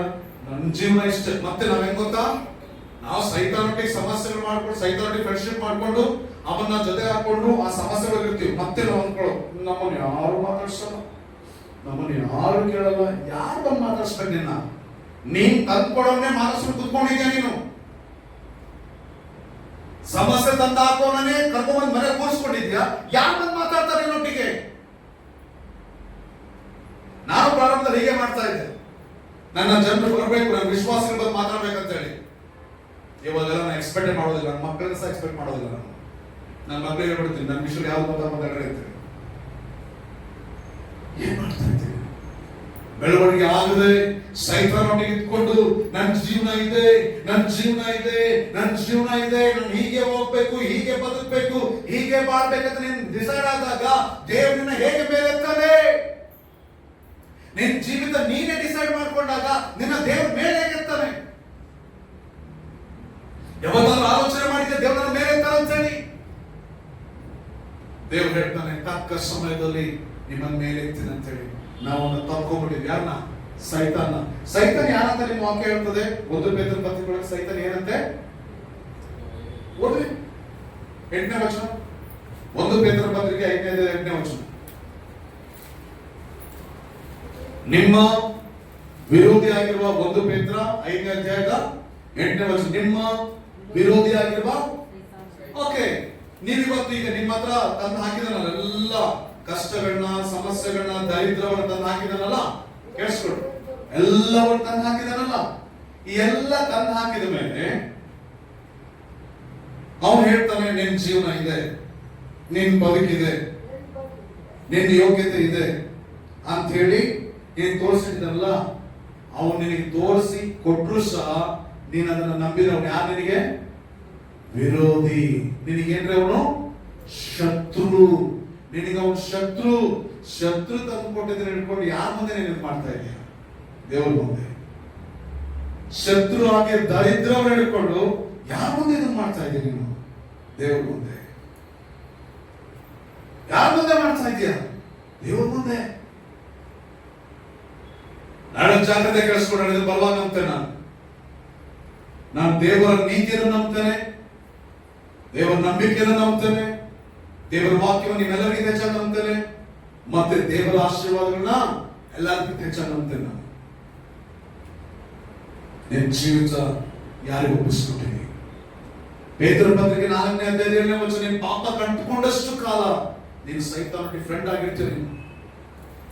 ನಿನ್ನ ಪಾಪ ಕಂಡುಕೊಂಡಷ್ಟು ಕಾಲ, ನೀನ್ ಲೋಕ ಕಂಡುಕೊಂಡಷ್ಟು ಕಾಲ, ನೀನ್ ಲೋಕದಲ್ಲಿ ಬಹಳ ಅಂಟುಕೊಂಡಷ್ಟು ಕಾಲ ನೀನ್ ಸೈತಾನ್ ಫ್ರೆಂಡ್ ಆಗಿದ್ಯಾ? ನಿನ್ಗೆ ಯಾವತ್ತಾದ್ರೂ ಲೋಕಕ್ಕೂ ನಿನ್ಗೆ ಏನೋ ವ್ಯತ್ಯಾಸ ಅನ್ಸಿದ್ಯಾ? ಲೋಕ same same, we are same same. ಲೋಕ ನನ್ನ ಫ್ರೆಂಡು, ನಮ್ಮೊಳಗೆ ಯಾವ ವ್ಯತ್ಯಾಸ ಇಲ್ಲ. ಒಬ್ಬ ಅನ್ಯನಿಗೂ ನಮಗೆ ಯಾವ ವ್ಯತ್ಯಾಸ ಇಲ್ಲ. ನಾವೆಲ್ಲ ಫ್ರೆಂಡ್ ಫ್ರೆಂಡ್. ಪ್ರಿಯ ಜನವೇ, ಪ್ರಿಯ ಜನವೇ, ಇನ್ನು ಎಷ್ಟು ಕಾಲ ಈ ಜೀವನ ಜೀವಿಸ್ತೀಯ? ಇನ್ನು ಎಲ್ಲಿ ತನಕ ಅವನು ಎದುರಿಸ್ತೆ? ಇಷ್ಟು ವರ್ಷ ಕಾಲ ಅದೇ ದರಿದ್ರ, ಇಷ್ಟು ವರ್ಷ ಕಾಲ ದೇವರಿಂದ ಯಾವುದೇ ರೀತಿ ಬೆಳವಣಿಗೆ ಆಗ್ತಿರುವಂತ ಜೀವಿತ, ಇಷ್ಟು ವರ್ಷ ಕಾಲ ಅದೇ ಪಾಪಗಳು. ಹಾಗಾದ್ರೆ ನಾನು ಎಲ್ಲಿ ಸೈತಾನ ಎದುರಿಸಿದೆ? ನಾನು ಸೈತಾನ ಎದುರಿಸಿದ್ದಾದ್ರೂ ಎಲ್ಲಿ? ನಮಗೆ ಸೈತಾನ ಎದುರಿಸಬೇಕಿದ್ರೆ ಬಹಳ ಕಷ್ಟ. ಯಾಕಂದ್ರೆ ಬೇಡ ಅವನ ಹತ್ರ ನಮ್ಮ ಸೀಕ್ರೆಟ್ಗಳು ಇದಾವೆ. ನಿಮ್ಮ ಸೀಕ್ರೆಟ್ಗಳು ಯಾರು ಗೊತ್ತಿದ್ದಾರೆ ಕೂಡ ಅವನಿಗೆ ಗದರಿಸ್ತೀರಾ? ನೀವು ಯಾರು ಗದರಿಸ್ತೀರಾ? ಯಾಕೆ ಬೇಕಪ್ಪ ನಮ್ಮ ಸೀಕ್ರೆಟ್ಗಳೆಲ್ಲ ಅವ್ರಿಗೆ ಗೊತ್ತಿದೆ. ಮತ್ತೆ ಸೈತಾನ ನೀವು ಗದರಿಸಲ್ಲ ಅಂದ್ರೆ ನೀವೇನು ಅದ್ರ ಅರ್ಥ ಏನು? We are same same. We are same same. ಅವ್ನು ನಮ್ಮ ರಹಸ್ಯಗಳೆಲ್ಲ ಗೊತ್ತಿದೆ, ಅವನಿಗೆ ಗದರಿಸಕ್ಕಾಗ್ತದೆ? ರಹಸ್ಯ ಸೈತಾನ್ ಬಿಟ್ಟು ಹೋದ್ರೆ ಅಪ್ಪ ಆಮೇಲೆ ಚರ್ಚ್ ಬಿಟ್ಟು ಹೋದ್ರೆ ನೀನು ನನ್ನ ಹತ್ರ ಬರ್ತೀಯ? ಯಾಕೆ ಹೇಳು? ನಿನ್ಗೆ ಅವಾಗ ಅನಿಸ್ಬೇಕು. ಸೈತಾನ್ ಬಿಟ್ಟು ಹೋಗಂದ್ರೆ ವೇಟ್ ಮಾಡು, ಚರ್ಚಿನ ಮರಬಹುದು, ನೀನೇ ಬರ್ತೀಯ. ಯಾಕಂದ್ರೆ ನಿನಗೆ ಪಾಪ ಬೇಕು. ಸೈತಾನ್ ಬಿಟ್ಟು ಹೋಗಂದ್ರೆ ವೇಟ್ ಮಾಡು, ಬಹಳ ವೇಟ್ ಮಾಡಬೇಡ, ಬಹಳ ಮೆರಿಬೇಡ. ಈ ಬಾಲ ದಾಡಿ ನೀನು ಬರ್ತೀರ ನನ್ನ ಹತ್ರ. ಅದೇ ಚಾಡಿ, ಅದೇ ಹೊಟ್ಟೆ ಕಿಚ್ಚು, ಅದೇ ಕಕ್ಷ, ದೇವರಿಗಾಗಿ ಸಾಯದಿರುವಂತ ಬದುಕು, ಇನ್ನು ಅದೇ ಬದುಕುಗಳು, ದೇವರಿಗಾಗಿ ಬೆಳೆದಿರುವಂತ ಬದುಕು. ನಮ್ಮ ರಹಸ್ಯಗಳೆಲ್ಲ ಸೈತಾನ ಕೊಟ್ಟಿದ್ದೀವಿ. ನಾಳೆ ಕೇಳಿಸ್ಕೊಳ್ಳಿ. ನೀವು ಪಾಪ ಮಾಡಿದ್ರ, ನೀವು ಬೆಳೆದಿಲ್ವಾ, ನೀವು ತಪ್ಪು ಮಾಡಿದ್ರ, ದೇವರ ಹತ್ರ ಹೋಗ್ರಿ. ನಾನು ತಪ್ಪು ಮಾಡಿಲ್ಲ ಅಂತ ದೇವ್ರಿಗೆ ಹೇಳ್ರಿ, ನಾನು ಬೆಳೆದಿಲ್ಲ ಅಂತ ದೇವ್ರಿಗೆ ಹೇಳ್ರಿ. ಸೈತಾನ್ ಬಂದು ಹೇಳಕ್ ಬಿಡ್ಬೇಡಿ. ನೀನ್ ಪಾಪಿ, ನೀನು ಒಬ್ಬನಿಂದ ಏನ್ ಮಾಡ್ತೇ ಗೊತ್ತು. ನೋಡ್ರಿ, ಕೇಳಿಸ್ಕೊಡು, ಮನುಷ್ಯನ ನಿಜವಾದ ಬಣ್ಣ ಎಲ್ಲಿ ಗೊತ್ತಾಗ್ತದೆ ಗೊತ್ತಾ? ಒಂಟಿಯಾಗಿದ್ದಾಗ. ಈ ಜನರ ಮುಂದಿದ್ದಾಗ ಏನು ಗೊತ್ತಾಗಲ್ಲ, ಎಲ್ಲರೂ ಚೆನ್ನಾಗಿರ್ತಾರೆ, ಎಲ್ಲರೂ ಚೆನ್ನಾಗಿರ್ತಾರೆ. ಒಂಟಿಯಾಗಿದ್ದಾಗ ಅವನ ಸ್ವಭಾವಗಳು ಹೊರಗೆ ಬರ್ತವೆ. ಒಂಟಿಯಾಗಿದ್ದಾಗ ಯಾಕೆ ಸ್ವಭಾವಗಳು ಹೊರಗೆ ಬರ್ತವೆ? ಸೈತಾನ ಅವಾಗ ಒಟ್ಟಿಗಿರ್ತಾನೆ. ಎಲ್ಲಿ ತನಕ ನೀನು ಬಾಳ್ಬಾರ್ತೀಯ? ಬಿಡಲ್ವಾ ಸೈತಾನ? ಸೈತಾನ ಬಿಡಲ್ವಾ? ದೇವ್ರು ಹೇಳಿದ್ರೆ ಸೈತಾನ ಎದುರಿಸ ಅಂತ ಹೇಳಿ. ನೀನ್ ಹೇಳ್ತೀನಿ ನಾನು ಬಿಡಲ್ಲ, ನಾನ್ ಬಿಡಲ್ಲ. ಒಂದ್ ವೇಳೆ ಬಿಡ್ಬೇಕಂದ್ರೆ ಇವತ್ತು ತೀರ್ಮಾನ ಮಾಡಿ, ದೇವ್ರೆ ನಾನು ಎದ್ದೇಳ್ತೀನಿ ನಿನ್ಗೋಸ್ಕರ, ನಾನು ನಿನಗೋಸ್ಕರ ನಿಲ್ತೀನಿ ದೇವ್ರೆ, ನಾನು ನಿನಗಾಗಿ ಹೇಳ್ತೀನಪ್ಪ, ನಿನ್ನ ನೀತಿ ಕಾರ್ಯಗಳನ್ನು ಜೀವಿಸ್ತೇನಪ್ಪ, ನಿನ್ನ ನೀತಿ ಕಾರ್ಯಗಳನ್ನು ಬದುಕ್ತೀನಪ್ಪ, ನಿನ್ನ ನೀತಿ ಕಾರ್ಯಗಳನ್ನು ಬಾಳ್ತೀನಿ ದೇವ್ರೆ, ನಾನು ನಿನ್ನವನಾಗಿ ನಿನ್ನವಳಾಗಿ ಬದುಕ್ತೀನಿ ಅಂತ ಹೇಳಿ ತೀರ್ಮಾನ ಮಾಡ್ರಿ. ದೇವ ನಿಮ್ಮನ್ನ ಆಶೀರ್ವದಿಸ್ತಾನೆ. ಎಲ್ಲರೂ ಬನ್ನಿ ಮಾಡ್ಕೊಂಡ್ಮೇಲೆ, ಎಲ್ಲರೂ ಬನ್ನಿ ಮಾಡ್ಕೊಂಡ್ಮೇಲೆ, ಹಾಲೆಲೂಯ. ಎಲ್ಲರೂ ಬನ್ನಿ ಮಾಡ್ಕೊಂಡ್ಮೇಲೆ, ಹಾಲೆಲೂಯ. ಎಲ್ಲರೂ ಬನ್ನಿ ಮಾಡ್ಕೊಂಡ್ಮೇಲೆ, ಮಾಡ್ಕೊಂಡ್ಮೇಲೆ ಪ್ರಾರ್ಥನೆ ಮಾಡ್ರಿ, ಮಾಡ್ಕೊಂಡ್ಮೇಲೆ ಬಂದು ಬರೋರಿ. ಎಲ್ಲ ದೇವರ ಕೇಳ್ಕೊಳ್ಳೋಣ. ದೇವರಿಟ್ಟಂತ ಆ ಶ್ರೇಷ್ಠ ಆಶೀರ್ವಾದ, ಆ ಶ್ರೇಷ್ಠ ಸ್ಥಾನವನ್ನು ನಾವು ಕಳ್ಕೊಂಡಿದ್ದೇವೆ, ಆ ಶ್ರೇಷ್ಠವಾದ ಸ್ಥಾನವನ್ನು ನಾವು ಕಳ್ಕೊಂಡಿದ್ದೇವೆ. ಆ ಪಾಪಕ್ಕೆ ದಾಸರಾಗಿ, ಪಾಪಕ್ಕೆ ನಾವು ದಾಸರಾಗಿ, ಪಾಪಕ್ಕೆ ಬಿದ್ದು ಹೋಗಿ, ನಾವು ಪಾಪಗಳಿಗೆ ಮಾರಿಕೊಂಡವರಾಗಿ, ಸೈತಾನಿಗೆ ಬಲವಾದಂತ ದಾಸತ್ವಕ್ಕೆ ನಾವು ಬಿದ್ದು ಬಿಟ್ಟಿದ್ದೇವೆ. ಇವತ್ತು ಸೈತಾನ ತಪ್ಪಿ ಹೋಗದ್ರಿಂದಲೇ ಎಲ್ಲ ಮಾರ್ಗಗಳಲ್ಲಿ, ಎಲ್ಲ ದಾರಿಗಳಲ್ಲಿ ಅವನು ನಮ್ಮನ್ನ ಬಂಧಿಸಿಟ್ಟು ಬಿಟ್ಟಿದ್ದಾನೆ. ದೇವರ ಹತ್ರ ಕೇಳ್ರಿ, ದೇವರ ಹತ್ರ ಕೇಳ್ರಿ, ದೇವರ ಹತ್ರ ಕೇಳ್ರಿ, ದೇವರ ಹತ್ರ ಕೇಳ್ರಿ. ಯೇಸುವೇ ಕನಿಕರಿಸು ಕೇಳ್ರಿ. ದೇವರು ನಮ್ಮ ಪಾಪಗಳನ್ನ ಕ್ಷಮಿಸು ಅಂತ ಕೇಳ್ರಿ, ನಮ್ಮ ಅಪರಾಧಗಳನ್ನ ಮನ್ನಿಸು ಅಂತ ಹೇಳ್ರಿ. ಸೈತಾನ ಬಂದು ನಮ್ಗೆ ಹೇಳ್ಬಾರ್ದು, ಸೈತಾನ ಬಂದು ನಮ್ಗೆ ಹೇಳ್ಬಾರ್ದು. ದೇವ ನಮ್ಮ ಪಾಪ ಕ್ಷಮಿಸಲು ಬರ್ಬೇಕು. ದೇವರ ಕೇಳ್ರಿ. ಹಾಲೆಲೂಯ. ಮಹೋನ್ನತನಾದ ದೇವರೇ, ನಿನ್ನ ಜನರನ್ನ ಸಂಧಿಸಪ್ಪ, ನಿನ್ನ ಜನರನ್ನ ಮುಟ್ಟು ಕರ್ತನೆ, ನಿನ್ನ ಜನರನ್ನ ಆಶೀರ್ವದಿಸಪ್ಪ, ನಿನ್ನ ಜನರ ಮೇಲೆ ಕೃಪೆ ತೋರಿಸಪ್ಪ, ನಿನ್ನ ಜನರನ್ನ ಮುಟ್ಟು ಕರ್ತನೆ. ಏಸಪ್ಪ, ನಿನ್ನ ಕಡೆ ತಿರುಗಲಿಕ್ಕೆ ಸಹಾಯ ಮಾಡು, ನಿನ್ನ ಕಡೆ ತಿರುಗಲಿಕ್ಕೆ ಸಹಾಯ ಮಾಡು, ನಿನ್ನ ಕಡೆ ತಿರುಗಲಿಕ್ಕೆ ಸಹಾಯ ಮಾಡು. ದೇವಾಲಯದಲ್ಲಿ ಬೆಳವಣಿಗೆ ಇಲ್ಲದ ಜೀವಿತವನ್ನು ತಂದಾಕಪ್ಪ. ಅಪ್ಪ, ಪಾಪಕ್ಕೆ ದಾಸವಾಗಿರುವ ಜೀವಿತವನ್ನು ತಂದಾಕಪ್ಪ. ಸೈತಾನ ಎದುರಿಸಿ, ಸೈತಾನ ತೊಳೆದು, ಸೈತಾನ ಬಿಟ್ಟು ನಿಲ್ಲುವಂತೆ ನಿನ್ನ ಮಕ್ಕಳನ್ನ ಬಲಪಡಿಸು ಕರ್ತನೆ. ಅಪ್ಪ, ಹೆಸರು ಆಶೀರ್ವಿಸಪ್ಪ. ನಿನ್ನ ಮಕ್ಕಳು ಆಶೀರ್ವಿಸಲ್ಪಡ್ಬೇಕಂದ್ರೆ, ನಿನ್ನ ಮಕ್ಕಳು ಆಶೀರ್ವಿಸಲ್ಪಡ್ಬೇಕಪ್ಪ, ನಿನ್ನ ಮಕ್ಕಳು ಆಶೀರ್ವಿಸಲ್ಪಡ್ಬೇಕಪ್ಪ, ನಿನ್ನ ಮಕ್ಕಳು ಆಶೀರ್ವಿಸಲ್ಪಡ್ಬೇಕಪ್ಪ, ನಿನ್ನ ಮಕ್ಕಳು ಆಶೀರ್ವಿಸಲ್ಪಡ್ಬೇಕಪ್ಪ, ನಿನ್ನ ಮಕ್ಕಳು ಅಭಿವೃದ್ಧಿ ಆಗ್ಬೇಕವ್ರೆ, ನಿನ್ನ ಮಕ್ಕಳು ನಿನಗಾಗಿ ನೀತಿವಂತರಾಗಿ ಕೇಳಿಸ್ಕೊತೇವ್ರೆ, ನಿನಗಾಗಿ ನೀತಿವಂತರಾಗಿ ಬದುಕಬೇಕವ್ರೆ. ನಿನ್ನ ಮಕ್ಕಳು ಯಾವಾಗ ನಿನ್ನನ್ನೇ ಅನ್ಕೊಂಡು ಬದುಕಬೇಕು, ನಿನ್ನ ಮಕ್ಕಳು ಯಾವಾಗ ನಿನಗೆ ಅನ್ಕೊಂಡು ಬದುಕಬೇಕು. ನಿನಗಾಗಿ ಜೀವಿಸಿ ನಿನ್ನ ಮಕ್ಕಳು ಸಹಾಯ, ಒಬ್ಬೊಬ್ಬರ ಹೆಸರಿಸಿದ ಆಶೀರ್ವಿಸುತ್ತೇವೆ. ನಿನ್ನ ಕೃಪೆಯುಳ್ಳ ಕರೆದು ನಡೆಸಬೇಕು. ಯೇಸು ಕರ್ತನ ಹೆಸರಿನಲ್ಲಿ ಬೇಡ್ಕೊಳ್ತೇವೆ ಪರಲೋಕದ ತಂದೆಯೇ.